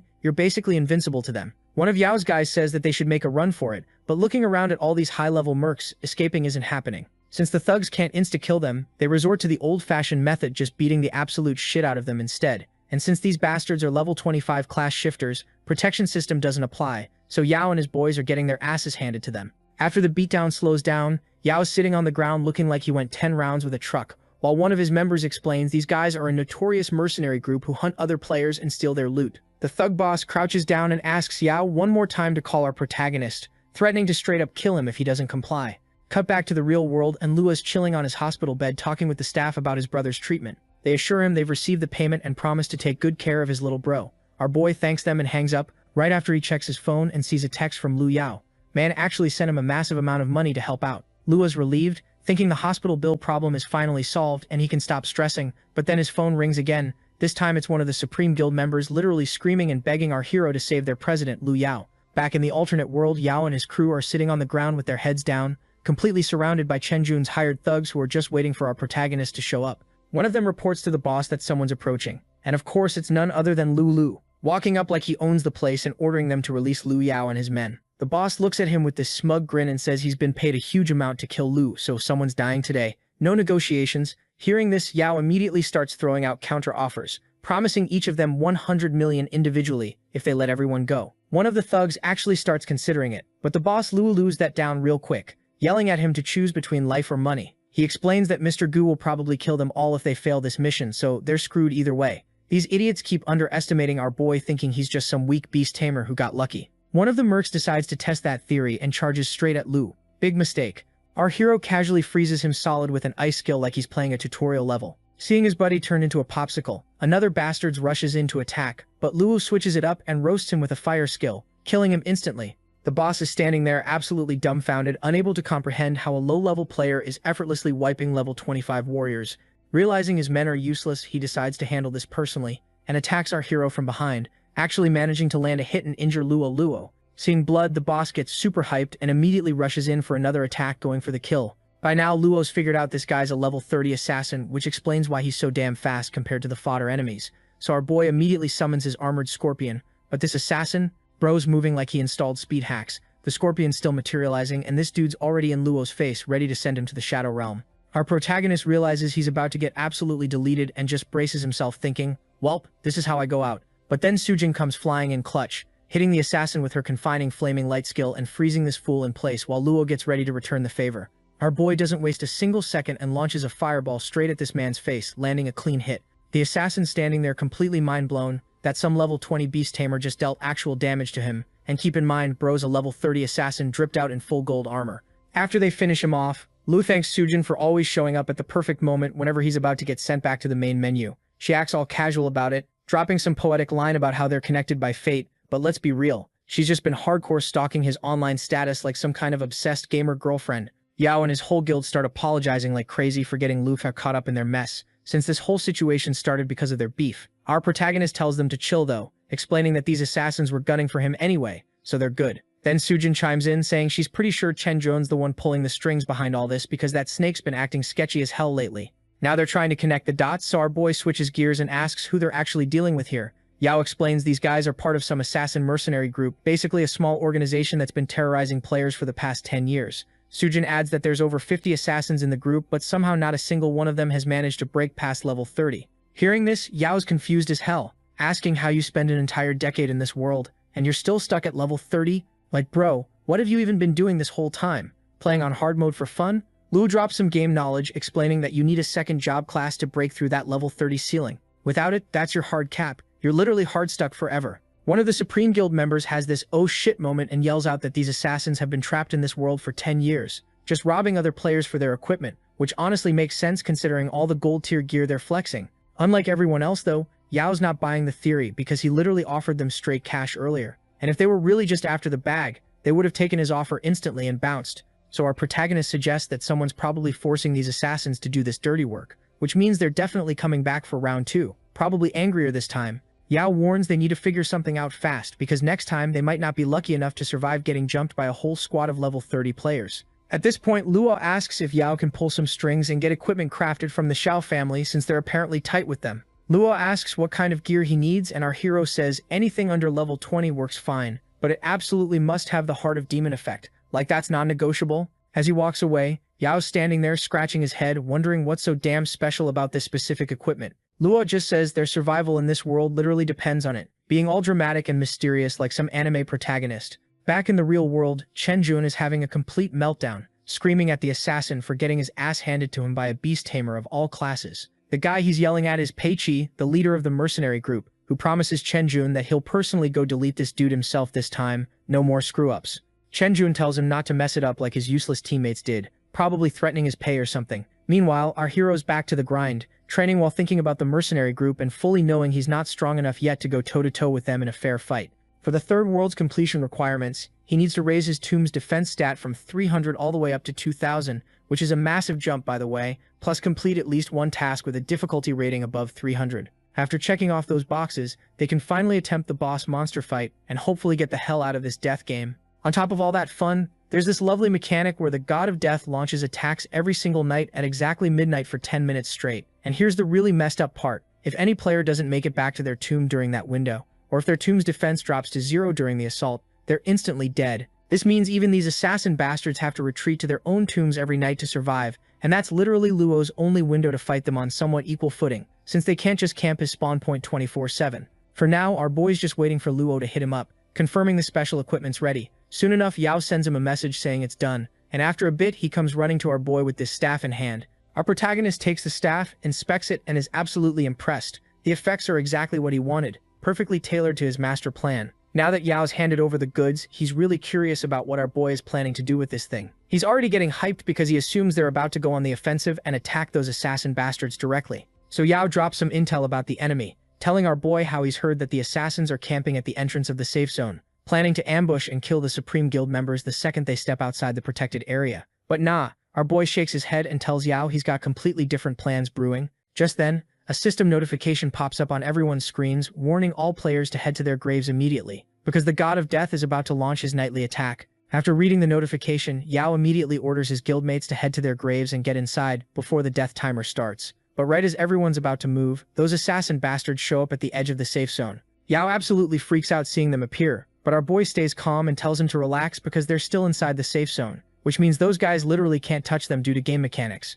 While these assassins are standing there mocking the Supreme Guild members, talking mad trash about how they're dead meat, the moment they step outside, our boy had already started putting his master plan into motion. He tells Yao and the rest of the party to head to their graves right now and wait for him there, adding one crucial instruction: don't leave the safe zone until he comes back. Seeing him preparing to leave, Yao's completely confused and panicking, asking where the hell he's planning to go with the death timer counting down. But Luo just opens up a teleport portal without explaining anything, and in the next second he was gone, leaving everyone standing there like what the actual hell just happened. So the scene cuts to our boy Luo just wandering around until he finally spots what he's been looking for: the gravekeeper Li Hua, who's literally shaking in his boots about this God of Death situation. Luo walks up like, "Yo, you need help or what?" And Li Hua's mind is blown because an actual player is willing to help instead of running away like everyone else. So naturally, he dumps a massive quest on our boy, head east to the City of Death and the Holy Light Cemetery, and completely massacre the skeleton army posted up there. Apparently, these bony boys are the God of Death's main crew,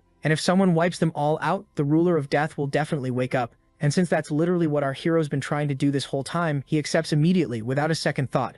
The Gravekeeper wishes him luck as he bounces, then the system window pops up with the mission details, and it's absolutely insane. Kill 300 skeleton warriors, 300 skeleton archers, 300 skeleton mages, and 300 regular skeletons. Oh, and he's got 3 days to pull this off, even though the game labels this as a normal mission by third world standards, compared to the undead catastrophe from the second world. This is actually stupid hard to solo. Plus, there's this fun little bonus catch: if you leave the Holy Light Cemetery during the mission, you're basically choosing death. Fast forward a bit, and we see our boy absolutely going toe-to-toe with the God of Death himself. Luo takes one hit straight to the face, and a system window pops up telling him he just lost almost all his defense, and his grave only has 121 hit points left. Now, our protagonist is rocking equipment made from darkness, devil's eyes, and the heart of a demon, because apparently regular gear is for losers.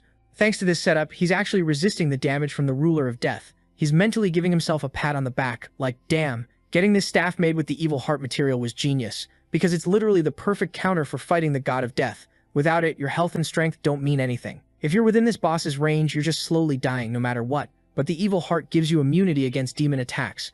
In his previous life, Luo discovered this by pure chance when he was in the fourth world, that equipment like this can only be crafted by a seriously skilled craftsman, and you definitely can't get these awful weapons in the third world unless you've got connections to someone who can make them.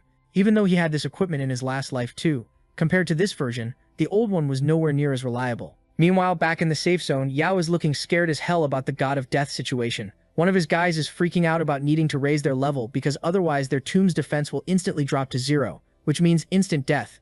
That's when Chen Jun shows up. He starts mocking Yao for not leaving the safe zone like a coward. One of Jun's crew suggests they should also focus on leveling up, but Chen Jun completely loses it on him, screaming that their only mission is finding our hero, and they need to focus on that. The guy tries to defend himself, saying he is doing his mission, then warns Chen Jun not to harm Chi-Chi, otherwise he'll regret it. Chen Jun just coldly says it depends on his obedience. If he completes his mission, he'll get his daughter back. So yeah, this scumbag is straight up blackmailing people by holding someone's kid hostage. As he's walking away from Lu Yao, Chen Jun suggests he should tell them where Ludi is hiding. Otherwise he's going to get killed either by them or by the ruler of death. You can see the anger all over Yao's face as he completely despises Chen Jun, who looks down on lower-ranked players like they're garbage. Just then Sujin comes running into the scene asking where Ludi is. One of the guys claims he went missing after taking the equipment from Yao, but then a thought hits all of their minds at once. They're all thinking Ludi used them to get the equipment, so he could fight the demon with it, and now he's run away, leaving them behind to fight the assassin group and die in this Holy Light Cemetery hellhole. Unlike everyone else though, Lu Yao isn't doubting our protagonist, because he actually believes in him. Right at that moment, Lu Yao gets a message from Lu, asking for help. Yao immediately starts bragging about it, while Sujin Yan is getting jealous as hell, that Lu Yao reached out to Lu Yao instead of her. Now she's sitting there thinking she needs to do something to make him realize she's way better than Yao. After this, Louis reports everything to our hero, how Chen Jun entered the third world with 10 high-level assassins, and how he's blackmailing everyone by kidnapping the daughter of the highest-ranked person. Then he asks our boy where he's at.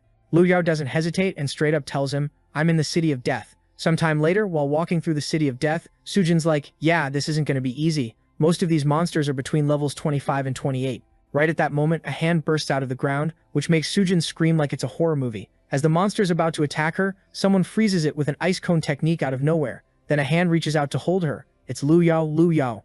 While holding Sujin by her waist, our hero casually kills the monster, and Sujin's face is turning red because she's feeling shy as hell. Luo just saved her again, just like he did in the first world, and she's definitely catching feelings. Meanwhile, back in the safe zone, these dudes are gossiping about Chen Jun and their own leader, who helped Jun clear the second world. One guy can't wrap his head around why their leader would do that, while another's like, "Bro, don't think too much of it. As long as someone throws cash at him, he'll literally do anything." The assassin whose daughter is being held hostage by Chen Jun is just sitting there plotting our boy's brutal murder in his head. Then he spots someone with a cloak over their head, booking it out of there. He tries to catch them but fails miserably, so he just shrugs and thinks, whatever, they're dead meat in here anyway. A bit later, this cloaked dude approaches Lu Yao and spills all the tea about the assassins, how they're hunting for someone named Zhang Yu and planning to kill him inside the graveyard. Lu Yao shakes hands with the player, tells him the payment's coming, and then basically goes, "Keep your mouth, Lu Yao, about this or else." The guy thanks him and gets the hell out of there. Meanwhile, one of the Supreme Guild members is like, "Yo, Luo boss totally using us.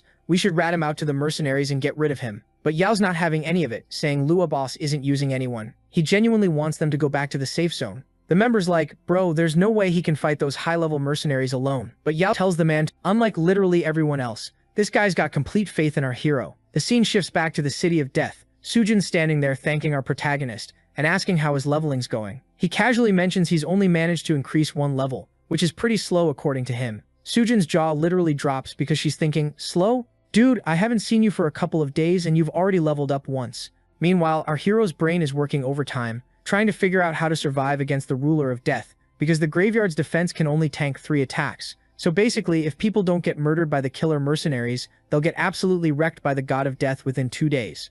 After thinking for a bit, he asks Sujin about potions, saying he needs them ASAP but promises to pay her 120% of what they're worth. Sujin checks her inventory and hands him 6 different potions, all brewed by her sister. While giving him the goods, she realizes he's gearing up for the fight against the assassins, but our hero corrects her. Nah, he needs these to boost his power even more than the mercenaries, and it needs to last at least 3 days. Since humans have actual limits in this world, unlike some isekai protagonists we know, Sujin gets worried about him pushing too hard, but Luo's like, "Nah, I have to do this." Seeing how determined this idiot is, she offers to help out. The problem is, our protagonist doesn't want her getting involved because these monsters are seriously dangerous, and he'd rather not have her death on his conscience. She whips out some new equipment and goes, "Look, with this gear, I won't fall behind."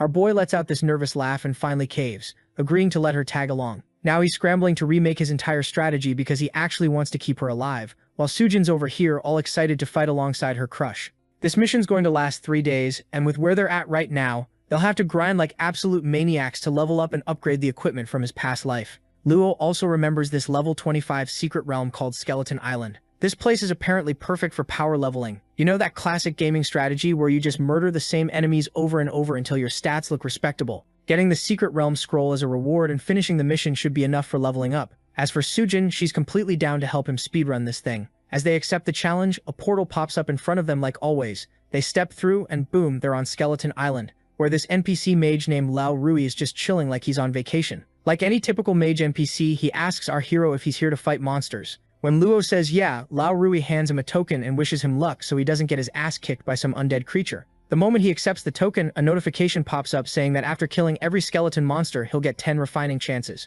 Each one costs at least 20 alternate energy, and if he's lucky, he might score a gold mission too. Sujin notices his stressed out expression and asks what's wrong. Our protagonist explains that the secret realm has a chance to refine to gold order, but it takes forever and burns through resources like crazy. Hearing this, Sujin gets worried too, since refining eats up tons of alternate energy, which most regular players don't even have enough of. Our boy glances at her with this cocky smirk and brags, "I'll never run out of alternate energy." Now they push forward to complete the mission, slashing through monsters left and right. After fighting what feels like a million demons, the order still hasn't changed to gold, and Sujin's looking absolutely exhausted. I mean, can you blame her? They've been grinding for hours at this point. After even more monster genocide, he finally manages to refine it to gold order. Now he's got exactly 2 hours to level up before the order disappears again. And folks, you know our glorious idiot. This man is always ready to throw hands and is more than pumped to level up. Looking at the golden order, Lua's like, yo, we got this. Because unlike everyone else, we're stupidly lucky. Sujin, on the other hand, is thinking their success is actually because of his unlimited alternate energy.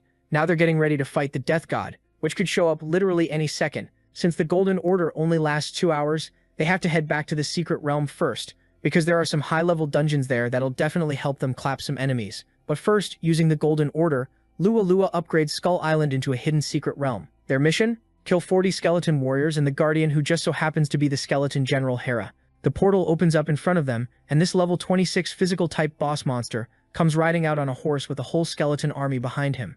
This boss monster immediately orders his crew to wipe out anyone who steps foot in their territory. Seeing this absolute unit, our hero suggests luring the skeleton squad away because fighting these high-level monsters head-on would be suicide. Smart thinking for once. As planned, Lua and Sujin start booking it, while the skeleton army chases them down. Our protagonist asks her how many she can control at once, but Sujin has no clue since she's never actually tested it before. So our hero tells her to hide somewhere and control as many monsters as she can, which will make killing them way easier. Moving forward, he's now standing directly in front of the skeleton army like he's challenging them to a dance-off or something.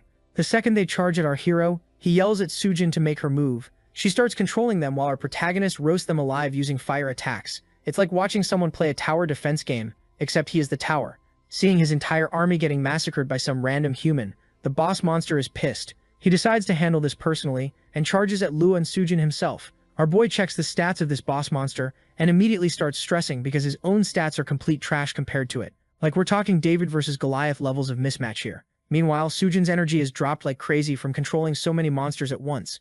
Girl's probably running on fumes at this point.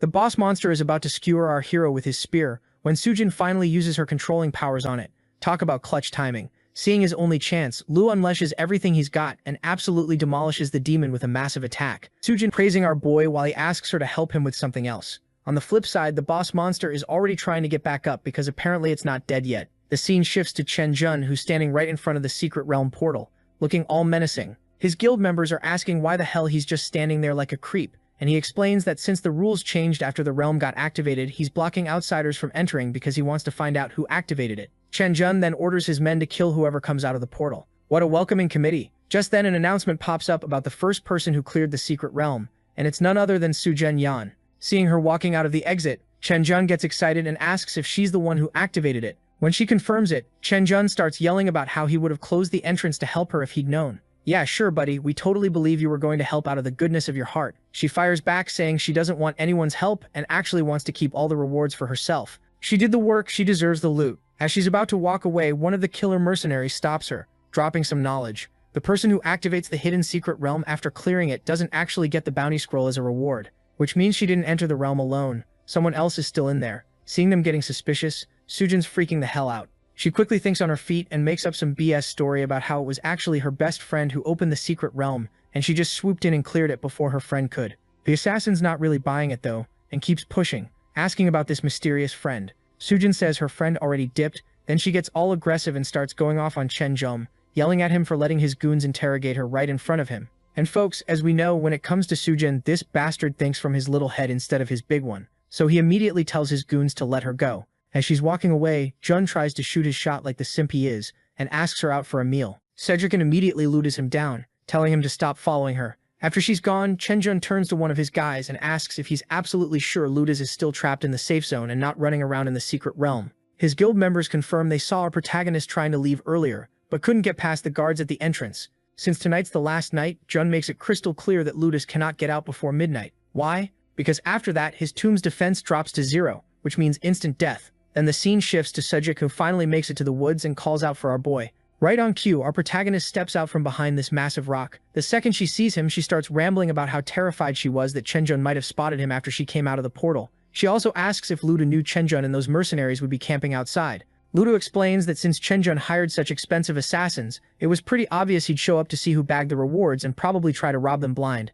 Cedric finally gets why our hero asked her for that favor back in the secret realm to deliver the final blow on the monster, so his name wouldn't pop up in the announcement and blow his cover. Our boy apologizes for using her like that, explaining he didn't want any drama after his identity got exposed. But Sujin's cool about it and says she's actually happy to help. Now they finally get a chance to breathe and start checking out their loot. The first reward is this insane magic shield that looks sick as hell. The only problem now is figuring out how to sneak back into the holy cemetery without Chenjun noticing. Once they pull that off, they can officially hit level 25 and start flexing. Sujin suggests using her sister's connections to help out, since the enemy is level 30, which means their current strength isn't going to cut it. But our hero gently puts his hand on her head like she's a puppy, and tells her to stop worrying so much. Sujin's face immediately turns red, and she gets all shy and flustered. In her excitement, she whips out this bounty scroll she grabbed earlier and asks if they should crack it open. Now, quick info dump, because the author wants us to know this stuff. Tasks in the alternate world are split into 3 types: regular, hidden, and bounty quests. Hidden quests are super rare and basically jackpot material. Bounty quests have the highest uncertainty, but their rewards aren't as insane as hidden quests. Also, they've been chugging potions like alcoholics the past few days, so they desperately need a chance to make more money before they go broke. As they crack open the bounty chest, a monster just spawns out of nowhere. They're still trying to process what's happening, when the system congratulates them on pulling a level 28 Golden Shelton King monster and asks if they want to upgrade the completed task. Since Sujin has absolutely no clue what that means, our boy explains that choosing to upgrade means throwing away their current rewards, and if they fail, all their hard work goes straight down the toilet. Luo admits he might have chosen to upgrade if he was solo, but he doesn't want to risk getting exposed to Chenjun after all the sneaky shit they just pulled. But Sujin, being the risk-taker she is, insists they should take this rare opportunity before Chenjun finds out about it and ruins everything. Our hero thinks about it for a second, agrees with her logic, and accepts the upgrade. A notification pops up announcing the hidden quest upgrade: Hunt the Shelton King. They've got exactly 1 hour to complete it, or they're screwed. Looking at the reward list, Sujin's hyped as hell, but our hero knows this is going to be tough as nails since there are only 2 of them, and this thing's a level 28 king monster. Not exactly a fair fight. Suddenly they hear people whispering nearby about the boss monster spawning in the area. Luo quickly covers Sujin's mouth with his hand and hides both of them behind this massive rock.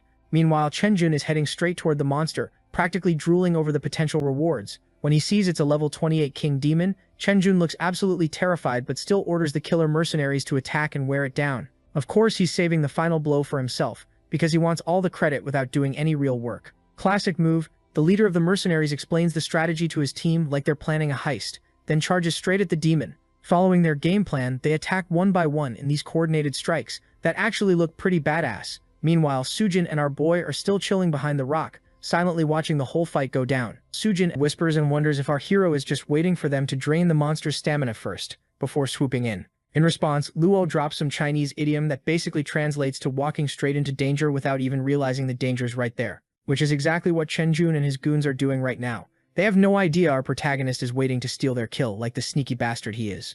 Meanwhile, Sujin's watching these mercenaries throw hands with this boss monster, and she's genuinely impressed, thinking, damn, these guys are pretty strong. Meanwhile, Luo is over here doing the whole tactical analysis thing, noticing how they're working together like a well-oiled murder machine, and yeah, it's actually pretty effective. But then the mercenary leader gets this weird feeling that something's off, like that spider sense tingling vibe, and he starts whispering to one of his crew members about it. In the background, Chenjun is screaming at the assassins, telling them to hurry up and kill the damn monster already. One of the assassin members sees an opportunity here and starts talking trash about Chenjun to their leader, basically trying to turn him against Jun, and honestly, it works perfectly. The leader gets pissed as hell, and in his rage he attacks this random rock, except that's the exact rock Luo and Sujin are hiding behind. The rock explodes into pieces, and our 2 protagonists are just standing there like, well shit. Our boy steps forward trying to play it cool, even though he definitely didn't plan on getting exposed like this. The assassin leader immediately squares up, challenging Luo to a fight because he thinks our protagonist is looking down on them. Then Chenjun spots Luo and absolutely freaks out, yelling, "What the hell are you doing here? You're supposed to be stuck in the safe zone." And it gets even better because Sujin's there too, but she just hits him with the "worry about yourself instead of me," which makes Chenjun even more furious. This man is so mad he orders the mercenaries to execute their deal, and the leader tells his guys to round up everyone from the safe zone. The assassin leader dashes at our protagonist with some serious speed, and Luo, being the gentleman he is, pushes Sujin out of the way and takes the hit himself, hitting the ground hard. The mercenaries standing over him talking that big game, saying he'll kill Luo with his own hands, but Sujin isn't having it. She jumps in saying she'll never let anyone harm our boy, and while she's got the mercenary distracted, Luo pulls off some absolute anime protagonist shit and uses 3 magics at the same time on this guy, leaving the leader pretty damn injured. Meanwhile, the boss monster is going completely berserk, and the other assassins are getting their asses handed to them, screaming for help. The leader glances at Luo and Sujin, then dashes toward the monster while our boy's thinking, how can I finesse this situation and get the kill? So he suggests they focus on killing the boss first. Cut to the safe zone, and Luo and his crew are having a whole crisis meeting about how to survive. One guy suggests they should have just handed Lulo over to the assassins, and everyone just goes quiet, even Lu. Then they see the mercenaries leaving the safe zone and everyone breathes this massive sigh of relief. But Lulo's still worried, thinking the assassins might have figured out that our hero isn't even in the safe zone anymore. One of his group members tells him to stop worrying about Lulu, because they need to focus on killing monsters, or everyone's going to die here. But Yao's not about to abandon our protagonist, if these mercenaries are really after him. His whole group is shocked, like, wait, you're serious? After thinking it through, Lu tells all the guild members to head toward the City of Death, and even offers to double their salary if they come with him. Then this absolute legend starts walking out of the safe zone alone to help our boy. The others are whispering behind his back, but then they remember the money and start following him anyway because nobody's turning down that paycheck. Back at the monster fight, the leader's charging at the boss while yelling that his team's only job is to weaken it because he's the one who's going to get the kill. So they hit the monster with some flowing light magic, but suddenly the boss monster just swats this dude with its giant hand like he's a fly, slamming him into the ground with full force. Now all three parties are just staring at each other in this Mexican standoff situation. Chen Zhuan looks scared shitless, and then the monster makes its move, attacking them first. Lulo and Sujin team up, ready to take down the monster together. But right at this moment, the assassin leader comes running at our hero from behind because hell no, he's not about to let our protagonist steal his boss's kill that easily. The bastard is about to backshot our boy, when someone comes out of nowhere firing fireballs here and there, making him miss completely. It's the Supreme Guild members that Yao sent to protect Lulo. Our protagonist has got himself a whole backup squad now. The assassin leader immediately sees this and yells at his crew to fight back. So now it's a full-on guild war breaking out while our boy stays laser-focused on that boss monster. The mercenary leader's watching Luo and thinking, how the hell is someone this young, this cracked? But there's no way he's letting some kid steal his boss's kill, so he charges at our hero again. Except Sujin pulls the same move as before, using her control powers on him. Now the leader's getting real tired of her interference, and even though he knows Chen Jun would never let him kill her, he's had enough. He breaks free with some magic and drives his sword straight into Sujin's chest. Our boy sees this happen, and his first thought is literally, damn, there goes my paycheck for helping her complete this alternate world. Meanwhile, Sujin's lying on the floor telling him good luck before she gets yeeted back to the real world because of the game's death rules. Now Lulu's pissed and decides it's time to end this. He goes full anime mode, unleashing 3 magics at once, and just spamming attacks to deal maximum damage. After absolutely demolishing this monster, he finally kills the boss and the system pops up congratulating him on completing the mission. Yao and his crew are still chilling at a distance when they see smoke rising from where our boy is, and they're like, yeah, that's definitely Lulu. He killed it. Our protagonist just acquired a defensive skill from the secret realm that was clutch for beating the boss. He's thinking about leveling up when suddenly the system asks if he wants to absorb the Golden Skeleton King as his pet. Our boy gets hyped as hell and immediately accepts because who wouldn't want a Skeleton King pet?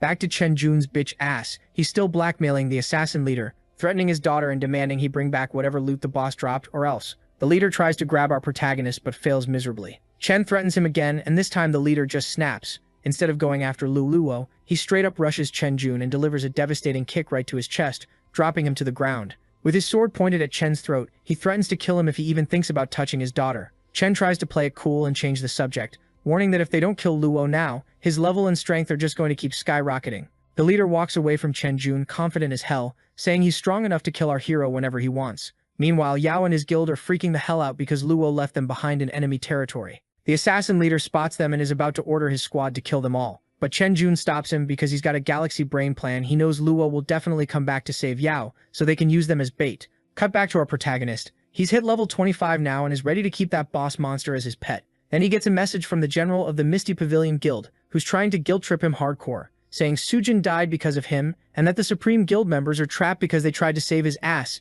yet he just ran away like a coward. Our boy also gets a text from Sujin telling him to wait for her so they can team up and take down the assassins together. But Lua doesn't even hesitate. He rejects that idea immediately, because he's planning to solo the leader himself as revenge for killing her. The scene shifts, and we see Yao all beaten up, like his face is absolutely fucked up, swollen, and covered in bruises, and he's quietly praying for Lua to show up and save their asses. And right on cue, our boy walks into the scene like the main character he is. Chen Jun sees him and lets out this evil-ass laugh, thinking, this idiot actually showed up. Yao immediately starts begging Lua for help, his voice desperate as hell. Our protagonist walks straight toward Chen Jun and the assassin leader with zero fear, basically saying, you guys want to kill me so bad? Come try it then. The leader suggests they should let Luo get closer before attacking, but Chen Jun's cocky ass is like, nah, we don't need strategy to kill some low-level beast tamer. Then he orders one of his goons to do something, and that something is kicking Yao, who gets dragged over and dropped in front of our hero. Seeing him all beaten up, Luo tells Yao to leave because he can handle this solo. But Yao, with his face looking like a punching bag, is trying to warn him that these mercenaries are actually cracked and he should run.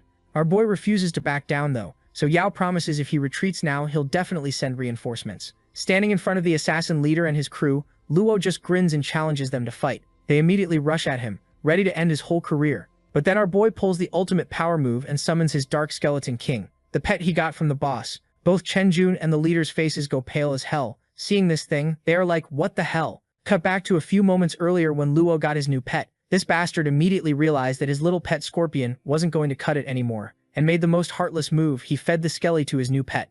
That thing straight up ate the scorpion and evolved into this rare Dark Skeleton King, unlocking a bunch of new skills in the process. Luo even got himself a whole necromancer suit after refining it. He snagged several demon slayer items. He also equipped defensive boots to buff up his defense, and with the warrior attributes stacking, his offense got buffed too. After all this grinding and preparation, our hero finally felt ready to throw hands. Back in the present, the Dark Skeleton King launches an attack on the mercenaries and wipes out a bunch of them in one hit.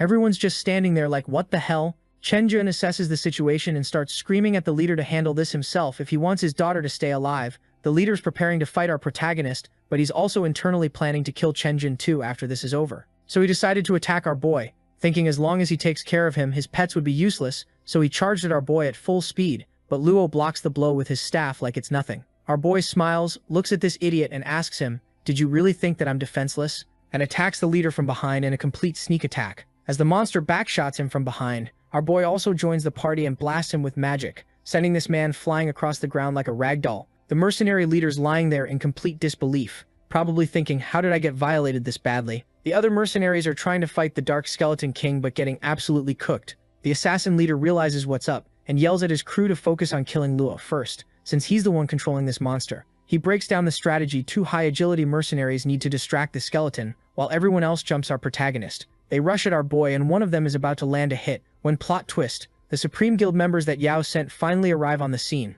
Their leader steps forward and introduces himself as Li Xiaoyao, the vice president of the Supreme Guild, basically saying, "The cavalry's here, bitch." Our boy thanks him but also tells them they can dip whenever, if things get too dangerous, because he's not trying to get them killed. Xiaoyao's like, nah, we're good, and orders his men to advance.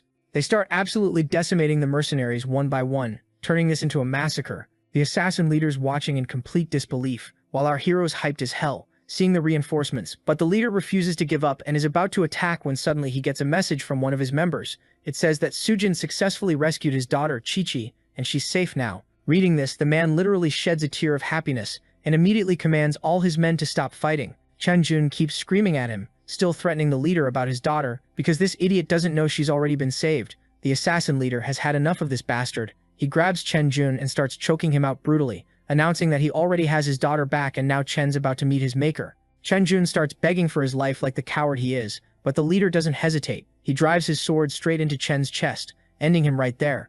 Luo asks the assassin leader if he is not a bit concerned about killing Chen Jun, since the guy was dangerous, but the mercenary leader just says his family comes first.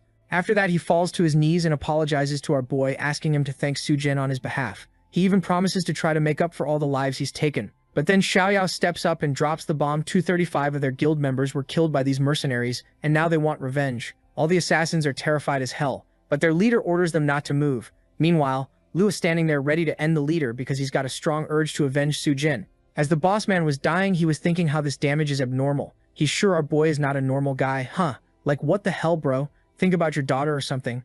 Really, you are kicking the bucket, and this is your last thought. So now the mercenaries are standing there absolutely ready to throw down with Lu because he just deleted their boss. Like, you can see the murder in their eyes. They're cracking their knuckles, loading their weapons. But then everyone's phones buzz at the same time, and they all check their messages, and it's from their supposedly dead leader saying, "Yo, thanks to Lu and his buddy, I got Chi-Chi back. If any of you touch a hair on their heads, you're out of the guild. Don't test me." These mercenaries are going through it, man. You can see denial, anger, bargaining, depression, and acceptance flash across their faces in like 5 seconds flat. Meanwhile, our boy Luo is just standing there watching their expressions change, having absolutely zero clue what's happening. He's probably thinking they're all having synchronized strokes or something. Then Li Xiaoyao, the Supreme Guild's vice president, starts absolutely losing his mind because the mercenaries are walking toward them. But Luo's like, bro, chill, deep breaths, we're good. And holy shit, are they good? Because every single mercenary just drops to their knees like they're proposing. They start going on about how they want to repay all the Supreme Guild members they killed and don't want their boss taking all the heat alone.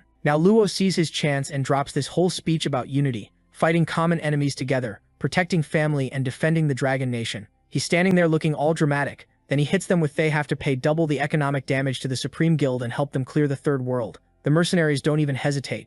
They're like, say less fam, because honestly, they're getting off easy. They killed a bunch of people and all they have to do is throw some money around and run a dungeon. The scene shifts and our boy walks out of the portal, and Xiaoyao's watching him leave, finally getting why Yao fanboys over this dude so hard. When our hero strolls into the safe zone, other players are absolutely gawking at his dark skeleton pet. They're probably thinking, how the hell did this guy get something that rare? Meanwhile, Luo's checking out the pet's stats, which are pretty cracked except for the skills section. Then he remembers he snagged 2 skill books as rewards and figures, now's a good time to use them. While he's still in his menu messing with his pet, Sujin comes sprinting over yelling his name. Her first question isn't, hey how are you? Or glad you're alive. Nope, it's did you kill Chen Jun? Luo explains that while he definitely tried to turn Chen Jun into a respawn screen, it was actually Pai Chi, the assassin leader who landed the finishing blow. Sujin looks relieved as hell, which makes Luo curious about why she's so pressed about it. She explains that Chen Jun is the only son of Chen Tian who loves his kid, so it's only natural that he'll go full Liam Neeson. I will find you mode on whoever killed him. Luo is standing there thinking about how Sujin is the real MVP. First she sacrificed herself back there and now she's running all the way here to warn him about potential revenge plots. At first Sujin gets this hopeful look in her eyes thinking maybe he's finally realized she's got feelings for him. Like, you can see the shoujo manga sparkles forming around her head. But then our dense protagonist calls her a loyal partner, and you can literally watch her soul leave her body, with disappointment in her eyes. She's probably thinking, partner, I literally died for you. She switches gears and asks how he plans to make it up to her since she lost a resurrection and dropped a level all because of him. Luo promises to help her clear the alternate world but says they should do it tomorrow because today they need to head back to the real world and actually rest like normal human beings. Cut to the real world and our boy's back to his apartment, feeling all relieved and ready to crash. But of course, because peace is illegal in protagonist land, he gets a call from an unknown number. When he answers, the voice thanks him, it's Pai Chi. Turns out he got Luo's number from Sujin because he wanted to officially thank him for everything. Looking at his daughter sleeping peacefully or whatever, Pai Chi explains he'd do anything for her, which is why he did what he did. The dude also promises to quit all the shady underground shit and start running things legitimately by actually clearing alternate worlds properly. Our boy praises him for making the right choice. The next day rolls around and Luo wakes up to someone knocking at his door. He opens it to find a delivery guy with a parcel, asking him to sign for it. Now, our hero didn't order anything, so he's immediately suspicious. But when he opens the envelope, he finds an invitation to the professional tournament, and his jaw literally drops. Holding this fancy-ass invitation, he's wondering if someone recognized him, or is the sender maybe another reincarnator, like him? Someone else who got sent back in time and knows who he really is. As he was thinking about what to make of this situation, his phone buzzed with a notification. He checks it, and it's a message from someone telling him to look at the news ASAP. He opens it up, and Jesus Christ, apparently some psychos just completely annihilated the professional guild's headquarters, murdering 45 people, including this guy Pai Chi and his 9-year-old daughter. Our protagonist's face goes dark, and he mutters that these bastards are straight-up animals for not even sparing a kid. Like you have to be a special kind of evil to cross that line. He grabs his jacket, and his brain starts connecting the dots. Wait, all these murders happened right after he got that mysterious letter? Yeah, that's not a coincidence. Walking out of his apartment, Lulu's thinking he needs to find a new place to crash. But here's the thing, our boy's got that spider sense tingling, feeling like someone's tailing him. So he switched taxis multiple times, walked in circles around the city, and basically did everything possible to throw off whoever might be following him. After playing 4D chess with his potential stalkers, he finally ends up in front of a real estate agency. A girl opens the door and asks if he's apartment hunting, and our boy confirms. A lady with a specially big heart receives him and she immediately starts her sales pitch, describing this perfect place she thinks would suit him, then asks if he wants to check it out right now. Luo's like, yeah, let's do it. Fast forward a bit, and they're standing in this house in the Shioding community. The agent's going on about all the advantages, good neighborhood, convenient location, all that real estate agent stuff. Our protagonist walks around, checking the place out, and after a quick look decides, alright, I'll take it. The agent's eyes light up like she just won the lottery, and she immediately starts talking contracts and paperwork. Right then, his phone rings. It's Sujin Yan asking if they're still teaming up to clear the third world together. She also mentions she's already rented a place and will send him his share of the money. Cut to Luo standing in his new apartment, mentally preparing himself to dive back into the alternate world.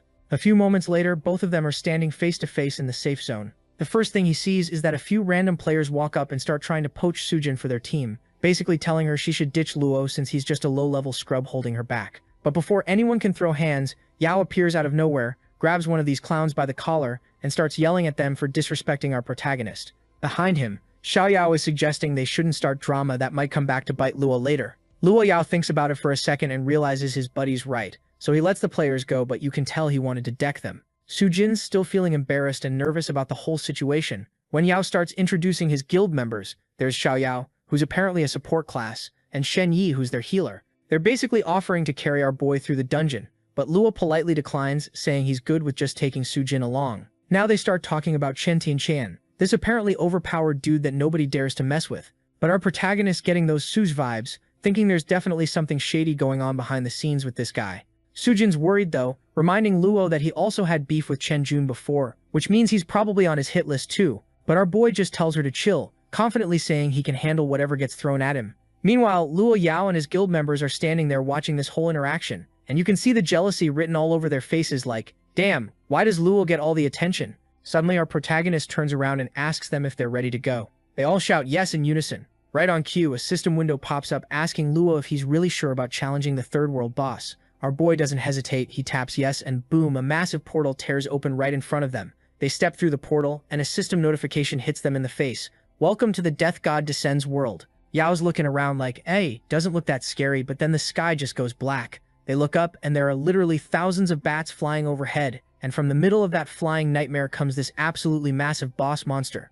Lu Yao's face just drops. He realizes they're about to throw hands with the god of death himself, and this isn't going to be easy. Our boy Luo immediately pops his detect skill to check out boss's stats. After looking at the numbers, he's like, aight, this boss is definitely stronger than the last one, but with my 2 pets and this undead gear, we're good. The boss lets out this insane scream, and suddenly the ground starts splitting open as a dark skeleton king, and a whole army of skeleton warriors start crawling out. Luo doesn't even blink. He summons his pets and tells them to wipe out every monster they see. Then he just casually launches a flaming missile, and deletes a massive group of enemies in one shot. Shoni's standing there with her jaw on the floor, completely losing it, that our boy just obliterated an entire squad with one attack while everyone else is out here struggling to kill a single skeleton warrior. Now Luo breaks down the plan. He's going to 1v1 the boss while everyone else clears the trash mobs. He also tells Luo to park his ass somewhere safe, since the dude's got 0 revives left and literally can't afford to die. Sujinga and Sheni are hyping Luo up, but then Shonya looks around confused like, yo, where's Guildmaster Yao? The camera cuts to Luo hiding behind a rock in the distance, yelling that he's going to protect himself by staying as far as hell away from the fight. Back to our boy, and he's thinking how his new pet is clutch for this boss fight. While the skeleton warrior pet handles crowd control on the smaller enemies, our boy charges straight at the god of death. The dark skeleton lands a nasty hit right to Kaiser's face, and Shani's freaking out, screaming that even a level 30 boss is getting absolutely destroyed by Luo's pet like it's nothing. Meanwhile, our protagonist also going crazy on the boss, landing hit after hit. Their combined beatdown keeps shocking Shame, while Xiaoyao is trying to stay focused, reminding herself to keep healing. The fight goes on for several minutes back and forth, trading blows until finally Luo lands the finishing strike and deletes the boss from existence. The system immediately congratulates the whole team for beating the boss, and everyone goes nuts celebrating since they're literally the first team to ever clear the third world. Luo tells Sujin and Yao they should camp out in the third world for a few more days to grind levels, which will make the fourth world way easier when they have to face those monsters. Both of them agree it's a good plan and decide to stay longer. Fast forward a bit and our protagonist is back in his apartment, ready to knock out before diving into the fourth world. He walks in without turning on the lights and heads straight for his bed, just wanting to pass out. But then he feels something. His hand touches something squishy and he freezes. There's someone else in his bed. Our boy jumps up in complete shock and holy hell, the scene before him was enough to make any grown man happy. Probably their little buddy too. But nah, this idiot instead of enjoying it. So our boy immediately dips out of the room and speed dials his realtor asking, yo, what the hell is this place supposed to be shared or something? And this woman has the audacity to act like she told him about this beforehand, straight up gaslighting him. Our protagonist is sitting there like, I know damn well you never mentioned a roommate. But instead of apologizing like a normal person, she flips it on him, going full Karen mode, screaming about how her team worked their asses off, finding him this apartment, and now he's got the nerve to complain when he never said he didn't want a roommate.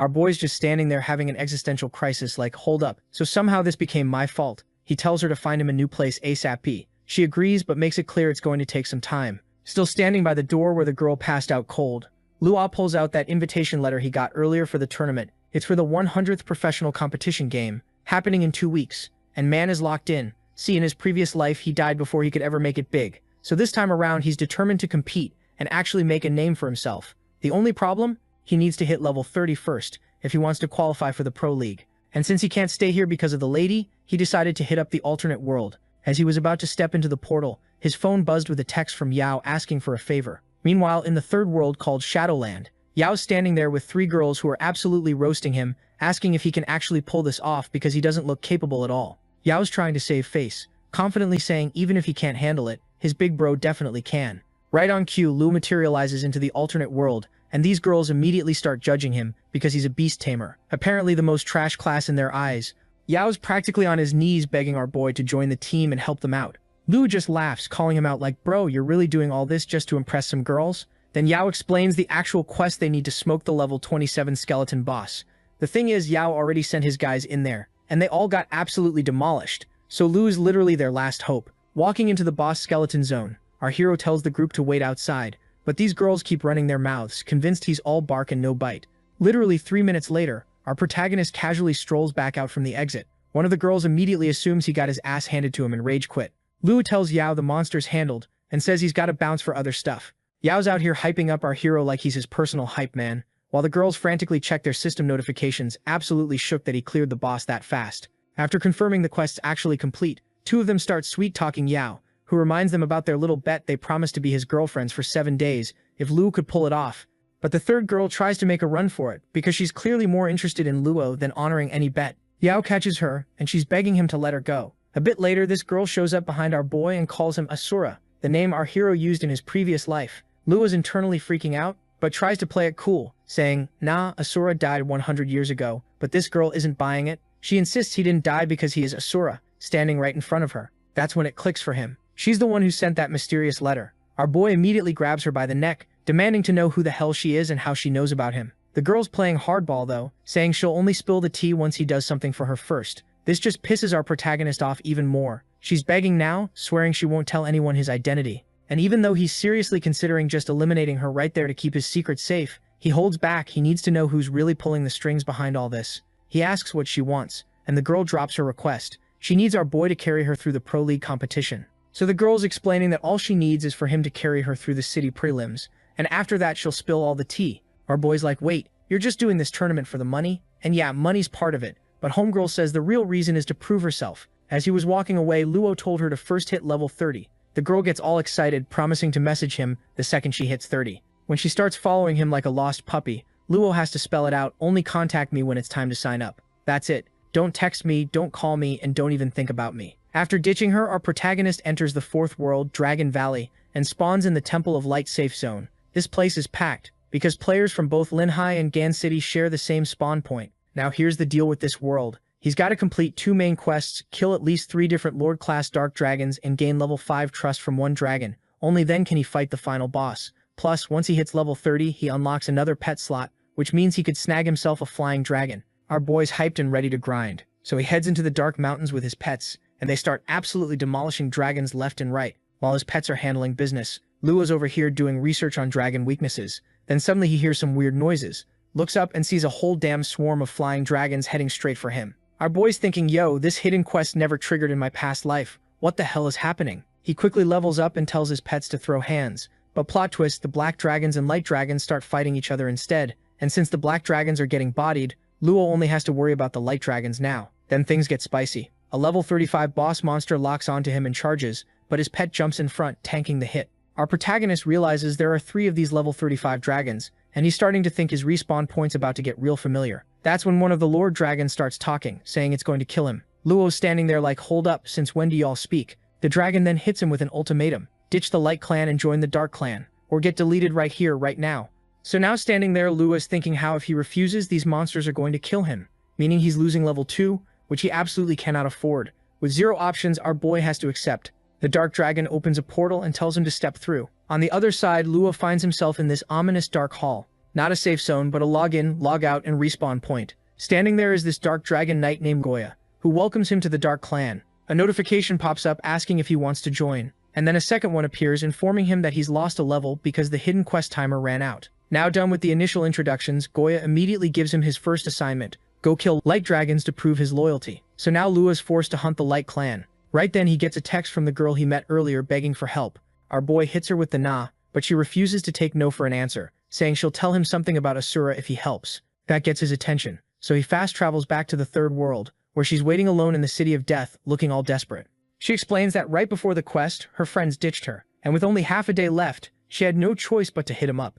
Luo doesn't care about the sob story. He just wants to finish the quest and bounce, Then out of nowhere Sujin shows up. She sees our boy and is like, wait, what are you doing here? Then she notices the girl he's with, and homegirl's panic levels go from 0 to 100 real quick. She blurts out that she's Luo's cousin, Ning Tian, because they have to keep this whole arrangement secret. Sujin gets all excited seeing Luo's cousin, and asks to join the quest, and now our boy's stuck in this awkward 3-person party. Fast forward and Luo and Jin are tag-teaming zombies while Tian's watching from the sidelines feeling useless. She's comparing herself to Sujin, thinking damn she's cracked at this game and I'm just here collecting participation points. While she was finishing the quest, some of her friends saw her and snitched to brother Dai that his girlfriend's out here playing co-op with another dude. Meanwhile, Ning Tian's thanking both of them for the carry. Once Sujin dips, our boy immediately corners Tian about the Asura secret. She told our boy that Asura is living in Linhai City at the Shua Elegance community. Luo's standing there like, how the hell do you know all this? And immediately orders his pet to attack her. His skeleton monster starts choking her out, and not in a fun kind of way, and she's struggling to speak, gasping that she'll explain everything after the competition.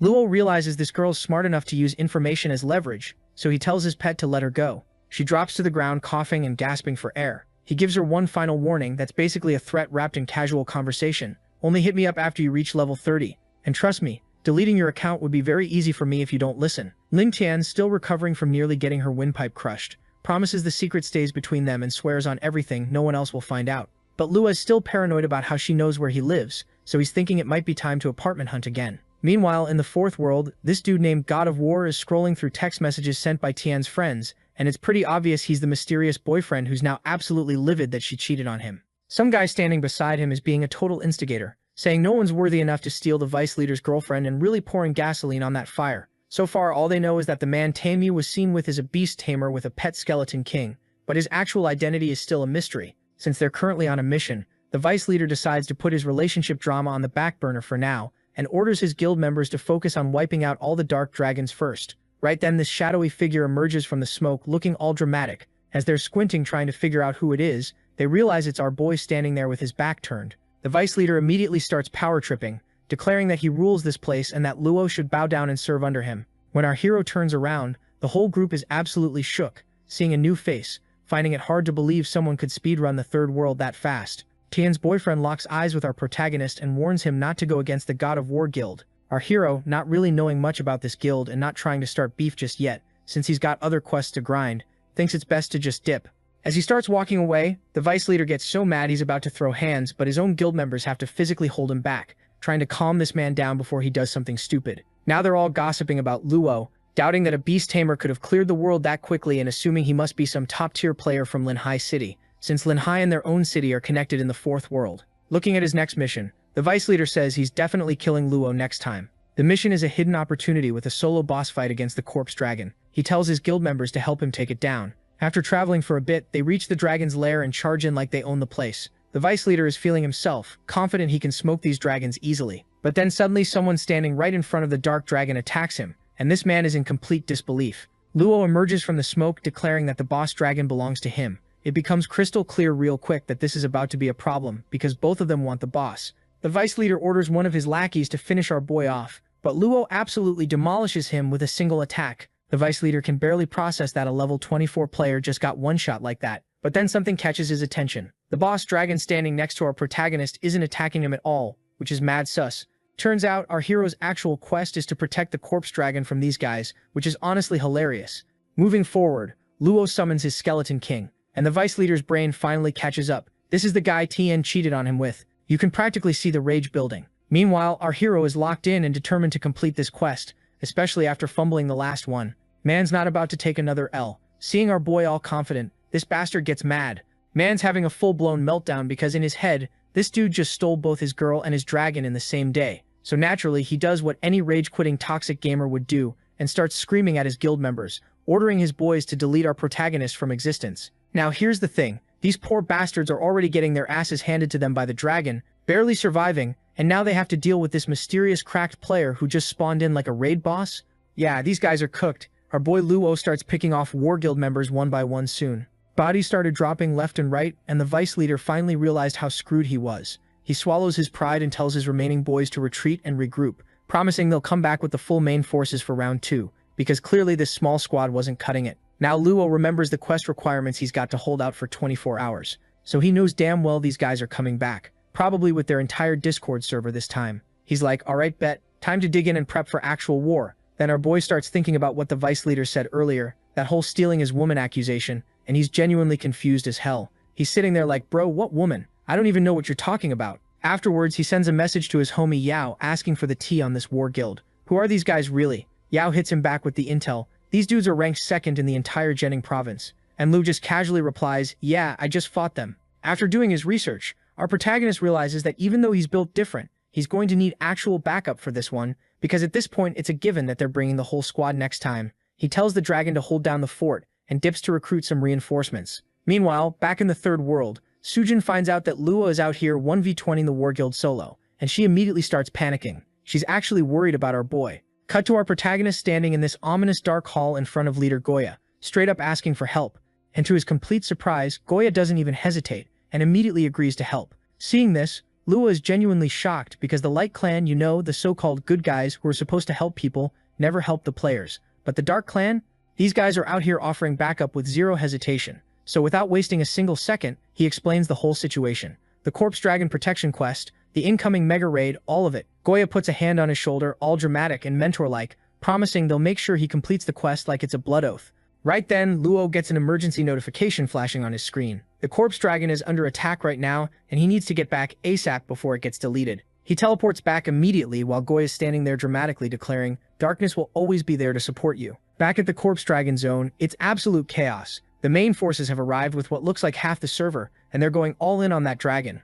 Multiple players are charging in with swords drawn, abilities flying everywhere, when our protagonist literally materializes out of thin air and starts counterattacking. The vice leader spots Luo and immediately starts screaming for the armed forces to focus fire on him. Our boy summons his pets and gives them one last chance, retreat now, or you're all getting permanently deleted. But nah, these idiots were dead set on dying. One of the idiots, this lightning mage, thought he could solo our boy and ordered his goons to focus on the dragon. Then he launched his first attack at Luo, but our boy's pet just casually blocked it. Kian standing there in complete disbelief, his jaw on the floor thinking, how the hell is a beast tamer this strong? My attacks aren't doing anything. Just then the skeleton comes rushing at him. He dodges his blow and by now one thing is clear to him, that he can't engage in a direct battle. But before he could think of a plan, Luce attacks him with a fireball, so he quickly whips out a shield spell, thinking to himself, how is a single dude pushing me this far? So this man decided to do what every third-rate villain does when reality isn't going their way. He completely ignores the reality and throws a full-blown tantrum. He's screaming about how he won't back down, how he's the legendary lightning mage, the god of war, and all this dramatic nonsense. Our boy just looks at him and says, bro, put these foolish ambitions to rest. Even if you and your entire guild throw everything you've got at me, you're not winning this fight. And right as he finishes that sentence, a massive swarm of dark dragons appears in the sky. Yeah, this is the backup our hero called in earlier. Seeing all these dragons roll up, Tamien's face goes pale, and our protagonist is just sitting there grinning like, so y'all still want to keep fighting, or? Tamien takes one look at the situation, does the mental math, and orders the war guild to retreat. The vice leader's standing there in complete shock because this is a hidden quest. He absolutely cannot afford to lose. But the guild leader's not about to let his whole squad get massacred just for some quest rewards. Then Tamien starts piecing things together. Why aren't the Corpse Dragon and Lord Dragons attacking the Beast Tamer? It finally clicks that Lu is here to protect them, which means completing their quest is literally impossible now. The vice leader eventually agrees to retreat, but Chen makes sure to hit our boy with the classic villain line, we'll definitely meet again. Meanwhile, the vice leader's still absolutely fuming at our protagonist because of the whole misunderstandings friends caused. Man's got beef over something that isn't even real. Fast forward 24 hours and the quest complete. All the dragons are sprawled out on the ground resting, and Luo's just chilling on top of one like it's a damn couch. The system notification pops up, congratulating him on successfully finishing the quest. Our boy pets the corpse dragon and tells it, alright, you're free to go now. As all the dragons take off into the sky, Luo checks out his rewards. His trust level with the Dark Clan jumped to level 3, which is clutch. With these new rewards, he can easily upgrade his pets, and his next goal is hitting level 30 to unlock that second pet slot. Plus, he's saving the rare rewards for later, because our boy's playing the long game. Right then, he gets a message from someone begging for help, and he's like, might as well check it out. Cut to the City of Destruction, where it turns out the message was actually sent by Tien's boyfriend as a trap. Homeboy's standing there thinking our protagonist probably won't even show up. Mid-conversation, Luo just materializes out of nowhere, and they're all standing there like, wait, he actually came? The vice leader immediately calls for the main forces while walking toward our boy, declaring, we're definitely killing you today. But Lu is not even paying attention to their threats. He just looks at the vice leader confused and asks, yo, why do you keep saying I'm stealing your woman? I literally don't know what you're talking about. This just makes the vice leader even more mad because now he looks stupid. Then the bigger idiots show up too. He tells the vice leader to chill out, saying he'll handle our hero himself. Then this man has the audacity to offer our protagonist a spot in his guild, which absolutely pisses him off. Chen extends his hand like they're about to shake on it, and Lua just smirks and says, "You're underestimating me." Chen's expression changes completely and he's like, "Wait, are you seriously challenging us as enemies right now?" Suddenly someone yells from behind them, "Don't mess with Luo." Everyone whips around and there's Luo Yao with his Supreme Guild homies posted up on one side, and Sujin's got her whole Misty Pavilion crew on the other. Both squads are basically saying, "Try us" to anyone who even thinks about touching Luo. The vice leader's just standing there looking nervous as hell, while Teen tries putting on his big boy pants, talking about "Don't mess with us. We're second place in the province." Yao straight up laughs in his face and goes, "Bro, I'm better looking and richer than you." Then Sujin Yan steps up, looking absolutely ready to catch a murder charge, warning everyone that if they so much as breathe on our boy wrong, she'll personally show them what Misty Pavilion's all about. The War Guild vice leader's doing some quick math in his head like, "We can still take them, we rank higher," but TM actually uses his brain for once and is like, "Bro, we should not fight right now." The vice leader's still on his tough guy BS though, really wanting that smoke. That's when Tian hits him with the reality check. The professional competition's coming up soon, so starting beef over this petty crap is just dumb. Even the vice leader has to admit that's straight facts and apologizes for not thinking it through. He's also low-key wondering what kind of connections our protagonist has if two whole guilds are ready to square up for him. Meanwhile, Tian's still plotting on how to recruit Lu for himself. Once the War Guild finally bounces, Lu Yao immediately turns to our hero, asking if he's good. Lu Yao's like, "Yeah, I'm fine," but Sujin is still pissed about the whole thing. Then our protagonist asks the obvious question, "Wait, why are you guys even here?" And both Sujin and Yao blurt out at the exact same time, "Join my guild." They both freeze, lock eyes, and immediately start beefing over which guild Luo should pick. It turns into a straight-up bidding war. Sujin Yan's throwing out "Name any salary you want, literally whatever," while Yao's over here promising, "I'll hook you up with different girls every day." Sujin absolutely loses her mind and screams at Yao for being shameless, but this man doubles down like, "Look, it's just what guys want, and joining Misty Pavilion isn't going to fulfill that." Sujin's so frustrated she just screams out, "I can fulfill all his desires." The second those words leave her mouth, she realizes what she just said and starts frantically backtracking while Lu and Yao are just standing there in dead silence staring at her. In the end, our protagonist rejects both of them, saying he's just focused on leveling up right now. He walks off, leaving these two guild leaders just standing there. They're watching him go when they notice he's heading in the completely wrong direction. Cut to the real world where Ningtian's boyfriend is doing research on the Dark Clan. When he finds out Luo joined them, he discovers there's this hidden quest tied to the Dark Clan that's supposed to be so insanely hard that nobody even bothered attempting it because everyone thought it was fake. His eyes light up like, "This is how I finally beat Luo." Back in the game, Sujin, Yao, and a bunch of other players are trying to calm down this divine dragon that's absolutely losing its mind because someone stole its egg. Then they look back and see our hero just casually chilling there, meaning he's here for the quest too. They're like, "Yo, want to team up to fight the Dark Dragons?" But Luo's like, "Nah, my mission is actually to fight the Light Dragons," which confuses the absolute hell out of everyone. That's when they spot a level 35 light dragon in the sky, looking mad as hell, probably about those missing eggs. Since Sujin and Yao weren't involved in the egg heist, they're like, "Not our problem, lol." But then the light dragon starts attacking our protagonist specifically. Meanwhile, Sujin and Yao are still completely in the dark about what's happening, trying their best to calm down this pissed-off divine dragon. Meanwhile, Lu is standing there with his shield up thinking he's safe. But nope, he still eats 2720 HP worth of damage like it's nothing. The dragon's absolutely relentless, just going full berserker mode, and eventually Lua's shield literally explodes into pieces, forcing our boy to backpedal real quick. Everyone's standing around scratching their heads like, "Yo, why does this dragon have such a personal vendetta against this guy specifically?" But dragons can literally smell their own eggs, so it's painfully obvious who the egg thief is. Luis Lidio's brain finally catches up, and he gets super excited putting the pieces together, while Lu is over here trying to gaslight everyone like, "What? Me? Steal eggs? Never heard of her." Which, by the way, makes him look even more guilty since the dragon is literally only trying to murder him and ignoring everyone else. Maybe the dragon's picking up on something else too, like the fact that our boy is actually part of the Dark Clan. Either way, Lu is not taking chances, and immediately summons his whole pet squad to body block for him. But these attacks are chunking their HP bars so hard that it's becoming crystal clear. If this fight goes on much longer, our protagonist is going to be dragon food. But it turns out this entire mess was a setup by the vice president of the War Guild. Sujin and Yao both start screaming orders at their guild members to help our boy out. Sujin's fully convinced Lua would never do something like this, so she tries reasoning with the light dragon, appealing to its sense of justice or whatever. But the dragon's not having it, and basically says, "Show me proof he's innocent, or I'm killing everyone here." And just when things couldn't get more intense, Ning Tian swoops in like the MVP she is, telling the dragon that she can prove our protagonist's innocence. Her boyfriend watching this unfold is seething. Tian Ning whips out an image crystal and plays the actual footage of the real egg thief. And surprise, surprise, it's Vice President Wu of the War Guild, caught in 4K stealing those eggs. She points dramatically at where he's standing on a cliff with his crew, and Wu Di immediately starts losing his mind, screaming at her for exposing him. The light dragon, now knowing the truth, flies straight over to Wu and his group and demands to know where the eggs are. These guys are shaking in their boots because they already sold them. The dragon, absolutely furious, just straight up deletes them on the spot, then pieces out. Sujin rushes over to thank Tae and Ning, saying they'd all be dead without her clutch save. Taeyeon's just happy she could finally be useful for once. But our hero? He's got that revenge look in his eyes now, declaring he's about to hunt down every single War Guild member who had a hand in this mess. Cut to the God of War Guild headquarters in Jeong City, where some members are frantically reporting that Vice President Wu and his squad are getting chased by an angry divine dragon. While Luo's out here going full assassin mode, picking off War Guild members one by one. They report all this to their leader Taeyeon, who doesn't even blink. He just orders his men to lock down the fourth world.